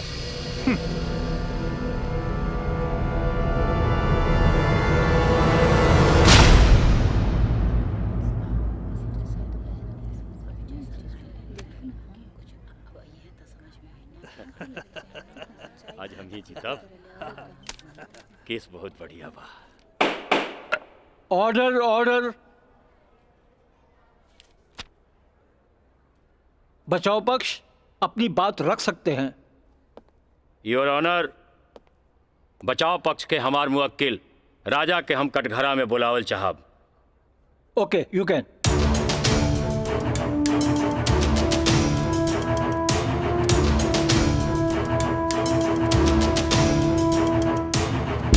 हम गीता पे हाथ रख के कसम खाता नहीं, जे भी कहब सच कहब, सच के सिवा कुछ न कहब। हाँ तो मिस्टर राजा, आप अपन बचाव में का कहल चाहते नहीं? जज साहब, हम ये बात माना तानी कि हम और ये काजल कॉलेज के दिन से एक दूसरा के चाहता नहीं। अपना अपना मर्जी से हम दोनों भाग के शादी भी मंदिर में कर लेनी। होटल के बिल और ही शादी के खर्चा कुछ ज्यादा हो गए रहे, यही से हमरा घर वापस आए के पड़ल। पर जज साहब, हमार इरादा बिल्कुल नेक रहे। हम सोचनी कि हम घर वापस आके अपना पिताजी से कुछ पैसा भी ले लहब और उनका के शादी के बारे में कुछ सच्चाई भी बता दे। जज साहब, हम बिल्कुल निश्चिंत रहे कि काजल के देख रेख ला वहां हमार जिगरी दोस्त मयंक तो बढ़ले बा। पर जज साहब, जब हम वापस लौट के गई था वहां के नजारा देख के तो हमार होशे उड़ गई। जज साहब, हमार नई नवेली दुल्हन काजल हमारा जिगरी दोस्त मयंक के बहिया में गलबहिया खेलत रहे। आई ऑब्जेक्ट मिलॉर्ड। इस सरासर झूठ बोलत जा रहलन ह। Objection overruled. मिस्टर राज, आप अपना बयान जारी रखिए। जज साहब, तब खटाक से हमरा दिमाग में एक बात याद आ गई कि कॉलेज के दिन में हमार जिगरी दोस्त मयंक हमरा से बोले रहे कि वो काजल के पसंद करेला और काजल भी ओकरा के पसंद करेली।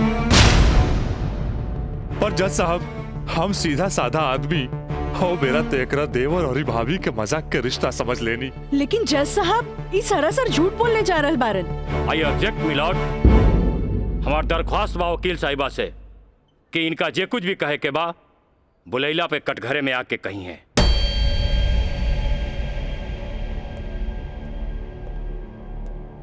आप कंटिन्यू कर सकते हैं मिस्टर राज। जज साहब, कोई भी आदमी अपना बीवी के केहू दूसरा के भैया में देखी तो ओकरा मन मस्तिष्क पर का गुजरी, ये आप अच्छे से समझ सकीले जज साहब। मिलॉर्ड, ई सरासर झूठ के पुलिंदा आपके सामने रखल जा रहल बा। कोर्ट के गुमराह करे की कोशिश करी जा रहल बा। तया पानी ना कोर्ट के सही रास्ता दिखावे वाली। अरे घबराई ना, जल्दी ही रहुओ के बयान देवे के समय मिली।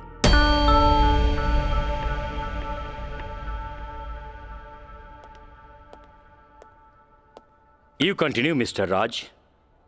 जज साहब, समय के साथ साथ हम तो अपना आप के समझा लेनी और एक बुरा सपना समझ के हम सब कुछ भूल के काजल के अपनावे खातिर भी तैयार रही। हम आज भी काजल के अपन धर्म पत्नी मानी ले, अपन धर्म पत्नी मानी ले हम काजल के। That's all my Lord. हम चाहत कि वकील साहिबा काजल सिन्हा के कटघरे में बुलावल जाए, वो भी वकील के तौर पर ना, मुद्दई के तौर पर। इजाजत है।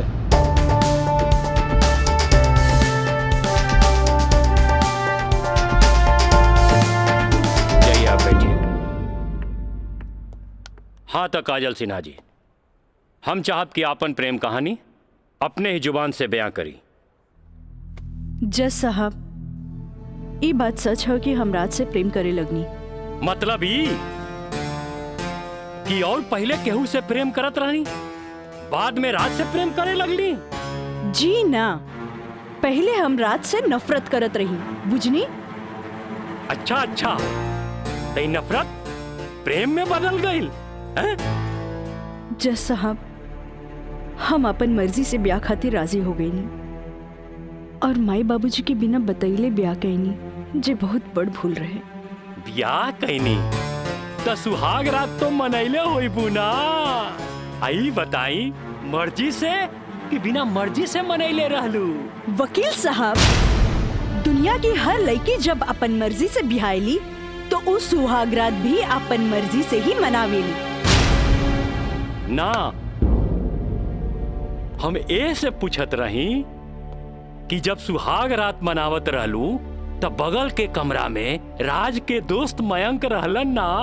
तका भइल, मयंक के हम शुरू से देवर के तौर पे देखत रही। अरे देखत भी रही कि मानत भी रही? मानत भी रही वकील साहब, मानत भी रही। जज साहब, यहाँ तक की कहानी तो महज एक कहानी बा जे हर लड़की के जीवन में आवेला।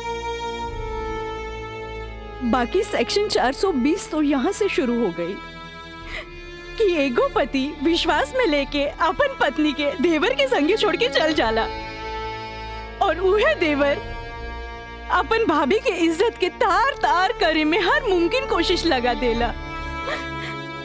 बेचारी औरत कैसे भी अपन इज्जत और जान बचा के भाग चलेली और फिर पति मिल जाला और वो ये कहला कि जे कुछ भी भइला ओकर नाम अब तू रेप तो ना दे सकीलू, काहे कि वो शादी के बाद भइला।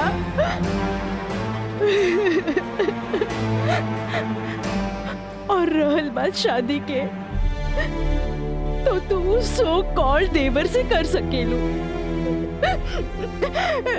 काहे के ओकरा हमार झूठन खाए के आदत है। जज साहब, हमार सगरो अरमान चूर चूर कर दिहल गई। हमरा कुछ समझ में ना आयल। आखिर हम करी तो का करी?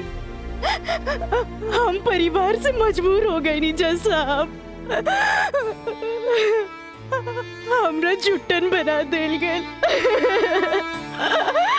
हम जुट्टन हो गई नी। हम जुट्टन हो गई।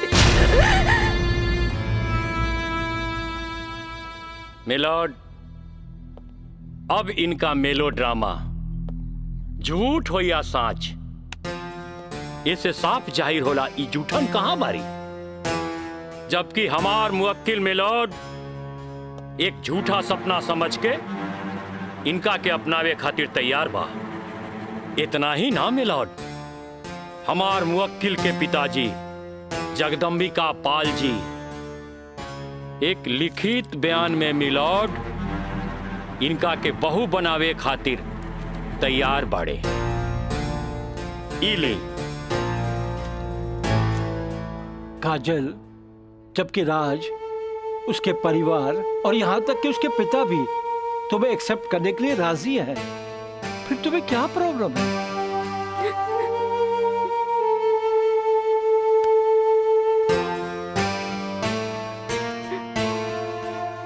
तुम बोलती क्यों नहीं हो? कुछ तो बोलो। मिलॉर्ड, वहाँ मर जान के खतरा है। वाह मिलॉर्ड वाह, जौन परिवार के जिला जवान में रिस्पेक्ट बा, जौन परिवार पर आज तक कोनो क्रिमिनल केस नहीं थे, वो परिवार के साथ इनकर जान के खतरा बा। Now picture is very clear milord. जज साहब, हम वकील साहब से ई पूछे के चाहतानी, जब इनकर मुवक्किल और उनकर पूरा परिवार वो लड़की के एक्सेप्ट करे के रेडी बा, तब उनकर घर में दूसर शादी की तैयारी काहे चलत रहे? हमरा त लागता कि ई लोग कानून के अंधा समझ के ओके बेवकूफ बनावे चलल बा। आज के लिए कोर्ट मुअत्तल की जाती है। The court is adjourned for further dates.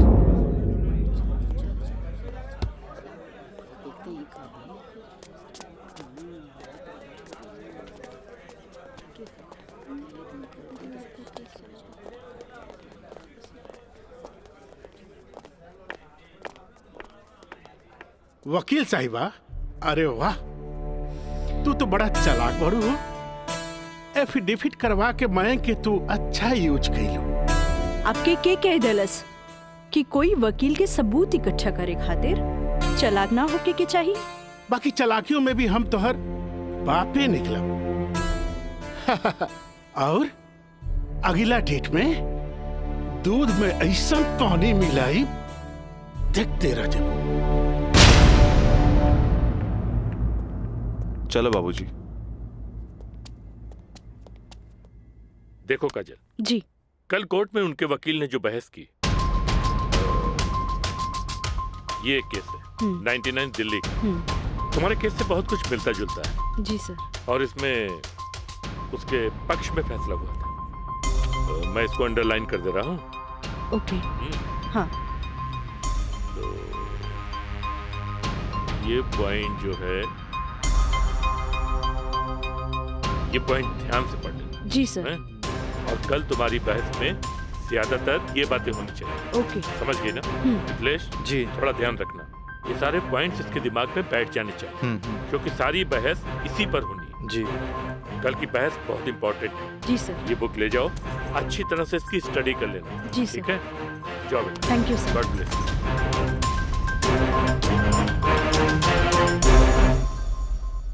आँख कहेली कि एक नया इंसान देख ले, लेकिन दिल कहेला कि ना।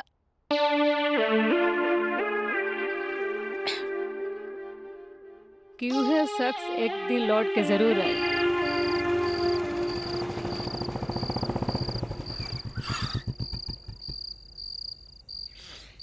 जफाव ने मारा, वफाव ने मारा। निराली, अरे निराली, मुझे तेरी अदाओं ने मारा।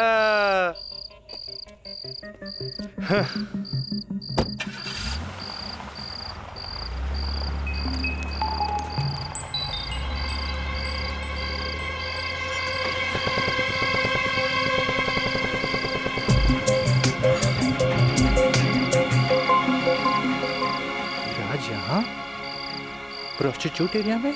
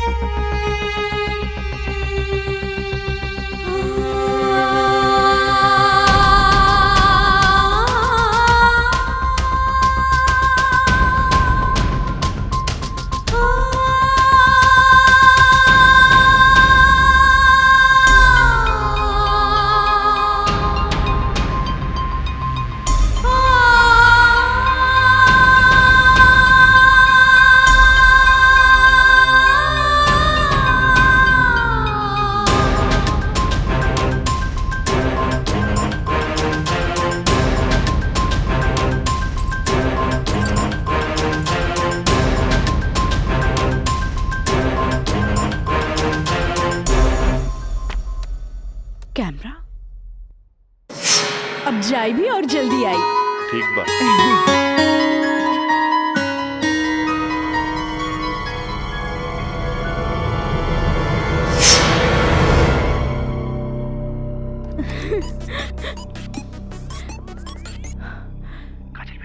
हाँ काका, काजल बोलतानी।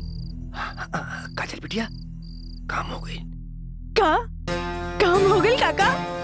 जल्दी से 3 कोनवा पर आ जा। ठीक है काका, आवतानी। का बात है? केहू देखत तो नहीं खे? इला तार दिहल कैमरा और ई रहल कैमरा के चिप बिटिया। हे भगवान, बहुत बचपुचा के आइल बानी ताकि केहू के शक ना हो। थैंक यू काका। अरे रीका बिटिया, देखा बिटिया, भगवान के घर में देर होला, अंधेर नहीं खे, और भगवान तारा बहुते कामयाबी दी है। अच्छा बिटिया जी। अच्छा बिटिया, हम जाता नहीं। ठीक बा।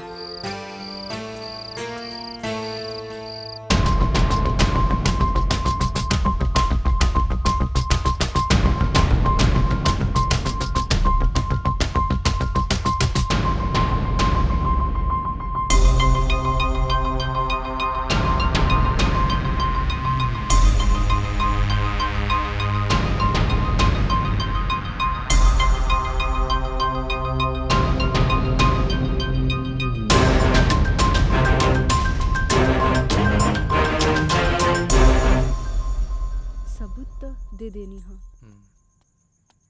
बाकी सर आ गए।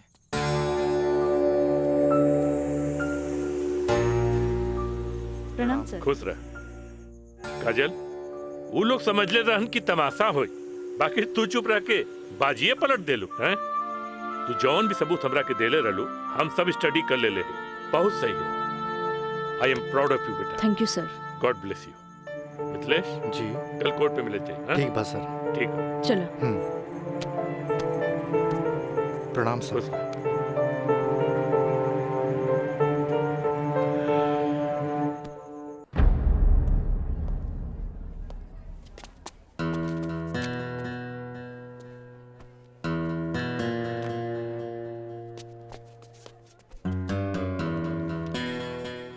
अदालत की कार्रवाई शुरू की जाए। जा बेटा।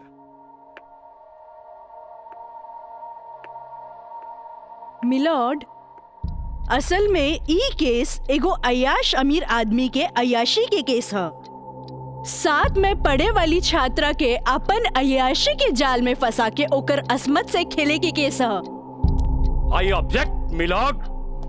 हमार वकील साहिबा के शायद दिमाग खराब हो गई बा जी। हमार मुवक्किल पर बेबुनियाद घटिया इल्जाम लगा रहल बाड़ी।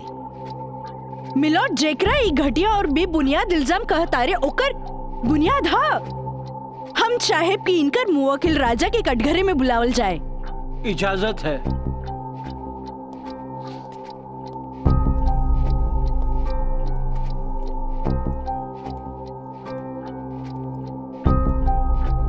जज साहब, ई उहे आदमी ह जे लड़की के चाय के कुर्बा समझेला, जेके पिया और फेंक द। इनकर अयाशी के सबूत के तौर पर हम अपन एगो गवाह पेश करे के चाहतानी। इजाजत है। Thank you.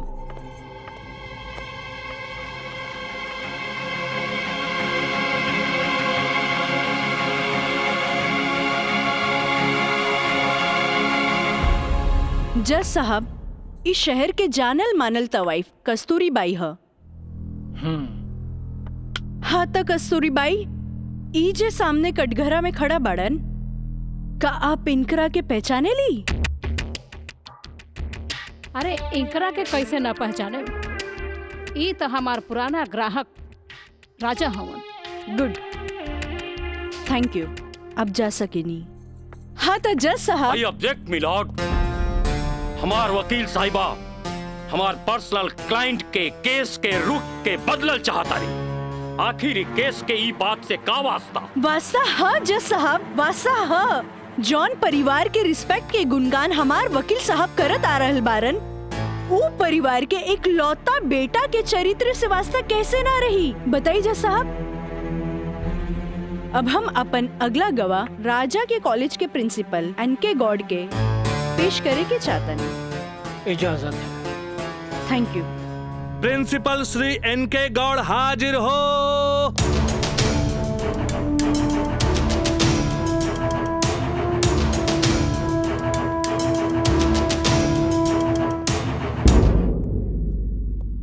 हाँ तो प्रिंसिपल साहब, आपकी कॉलेज की एक छात्रा काजल सिन्हा के साथ जब ई शख्स सरेआम छेड़खानी कैलस और जब वो आपसे रिपोर्ट करे के बाद पुलिस में जात रही, तब आप का कहनी?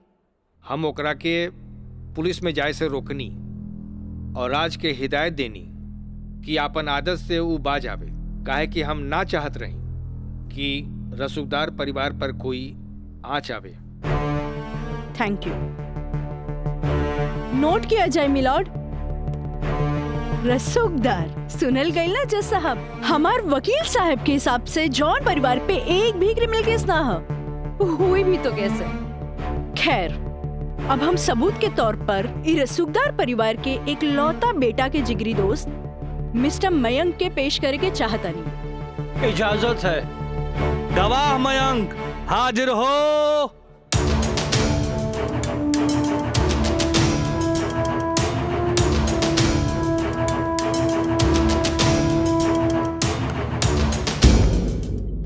हाँ तो जज साहब। जज साहब, हमार वकील साहिबा खामोखा अदालत के वक्त के बर्बाद कर रहल बाड़ी और उस सवाल के जवाब देवल नहीं की चाहत जेमे बियाहता के पति और पति के पूरा परिवार बियाहता के रखे खातिर तैयार बा।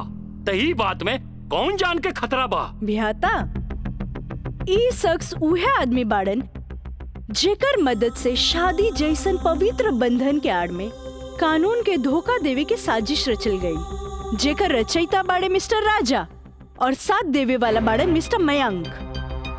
हाँ तो मिस्टर मयंक, तू अपन जुबान से ही उस सो कॉल शादी के आंखों देखा हाल बतावा। वैसे मिलॉर्ड, सबूत के तौर पर हम अदालत में एगो वीडियो क्लिप पेश करके चाहतन। थैंक यू सर।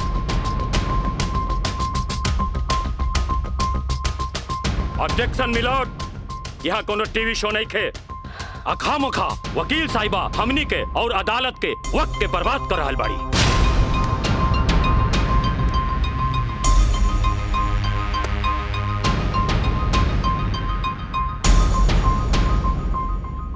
जज साहब, वीडियो क्लिप में साफ दिख रहल बा कि दुल्हा दुल्हन के दाएं बाएं ना बल्कि आमने सामने बैठाल गईल ह, जे हिंदू रीति रिवाज से बिल्कुल गलत बा। और ऐसे नहीं से भइल काहे कि पंडित से शादी ना करावल गई, एक बहरूपिया से पंडित के रूप धरावल गई। आप यही क्लिप के साथ पंडित के बयान खुद से देख ली। जज साहब, हम रेलवे कर्मचारी हैं। रुपया के लालच हमरा के नकली पंडित बने पर मजबूर कर देलस। जज साहब, हम एक गरीब आदमी बानी और पैसा का लालच बड़े बड़े लोगन के अच्छा और बुरा समझे का शक्ति के छीन लेला। हम तो एक गरीब आदमी बानी। दोस्त के कहला पर हम एगो भलता आदमी के पुजारी बना के इन लोग का ब्याह करवा देली। आखिर हम भी क्या करते? जज साहब, काजल की खूबसूरती का हम दीवाना हो गई और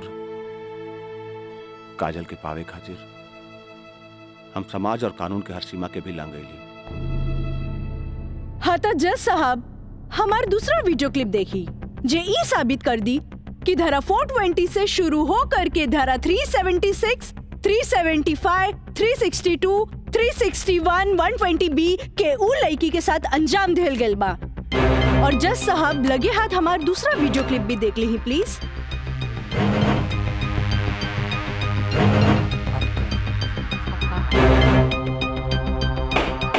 ऑर्डर ऑर्डर। अरे हटाओ, हटाओ, हटाओ। हम सही कहा था नहीं भाई, अभी भी आना हुई। तो क्या करती? वैसे ना मानत रहे तो हम कानून से बचे के खातिर बिया के नौटंकी कर देनी। अरे बाबूजी, अगर ऐसे ला के खड़ा कहीं नू तो ऐसा नहीं कितना पतों से तारी घर बढ़ जाए बुझाई।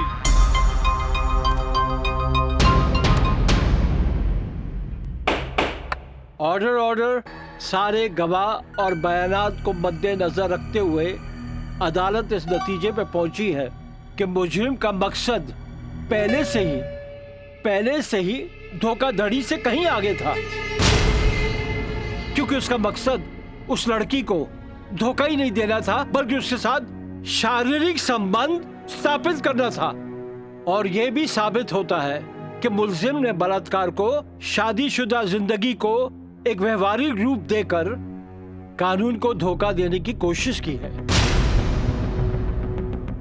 इसलिए अदालत धारा 420 से बढ़कर इसे 376 एक रेप केस करार करती है और साथ ही महंग को इस अवैध कार्य में साथ देने के लिए धारा 120B को अदालत मुकर्रर करती है। धारा 376 के तहत मुलजिम राजा सिंह को 9 साल एवं उसके साथी मयंक को धारा 120B के तहत 4 साल बामुशक्कत कारावास की सजा देती है और पंडित देवी दत्त को नौकरी से बर्खास्तगी के साथ IPC 34 एवं 120B के तहत 2 साल की सश्रम कारावास देती है। और अदालत जगदम्बिका पाल सिंह जैसे हर अमीर बाप को यह हिदायत देती है कि पुत्र के मुंह से उनके उल्टे सीधे कारनामों में बेटों का साथ न दे। और इन्हीं फैसलों के साथ अदालत आज बर्खास्त की जाती है। Thank you.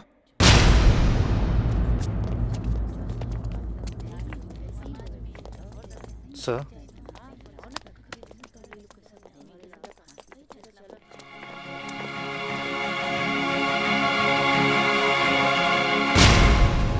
ए बेटा, हम तोरा बिना हम कैसे जियब रे? ए बाबूजी, बाबूजी हम आज बात जान गए नहीं कि झूठ कितना भी ताकतवर क्यों ना होके सच के आगे हमेशा छोट पड़ जाला। एक औरत अगर अपना आदमी के बना सकेली तो वह औरत अपना आदमी के बर्बाद भी कर सकेली। बाबूजी हम कबो औरत जात की इज्जत न कईनी, उनका के अपना पाव के जूती समझनी, पर हम भूल गए रहनी की जन धन दौलत पे हम इतना घमंड करे ले। बाबूजी वो तो एगो लक्ष्मी के रूप है। बाबूजी हमारी गलती माफी के लायक तो नहीं खे, पर हो सके तो हमरा के माफ कर दे। बेटा, तुहारी पश्चाताप के आंसू में तुहार पाप सब धुल जाई रे। चलिए इंस्पेक्टर साहब। Kajal, congratulation, I am really proud of you. Congratulation तो हमरा के बोले के चाहिए, काहे कि ई जीत हमरा लिए अकेले पॉसिबल ना रहे जे आप हमार साथ ना देती। Good, I am really proud of you Kajal. Thank you sir.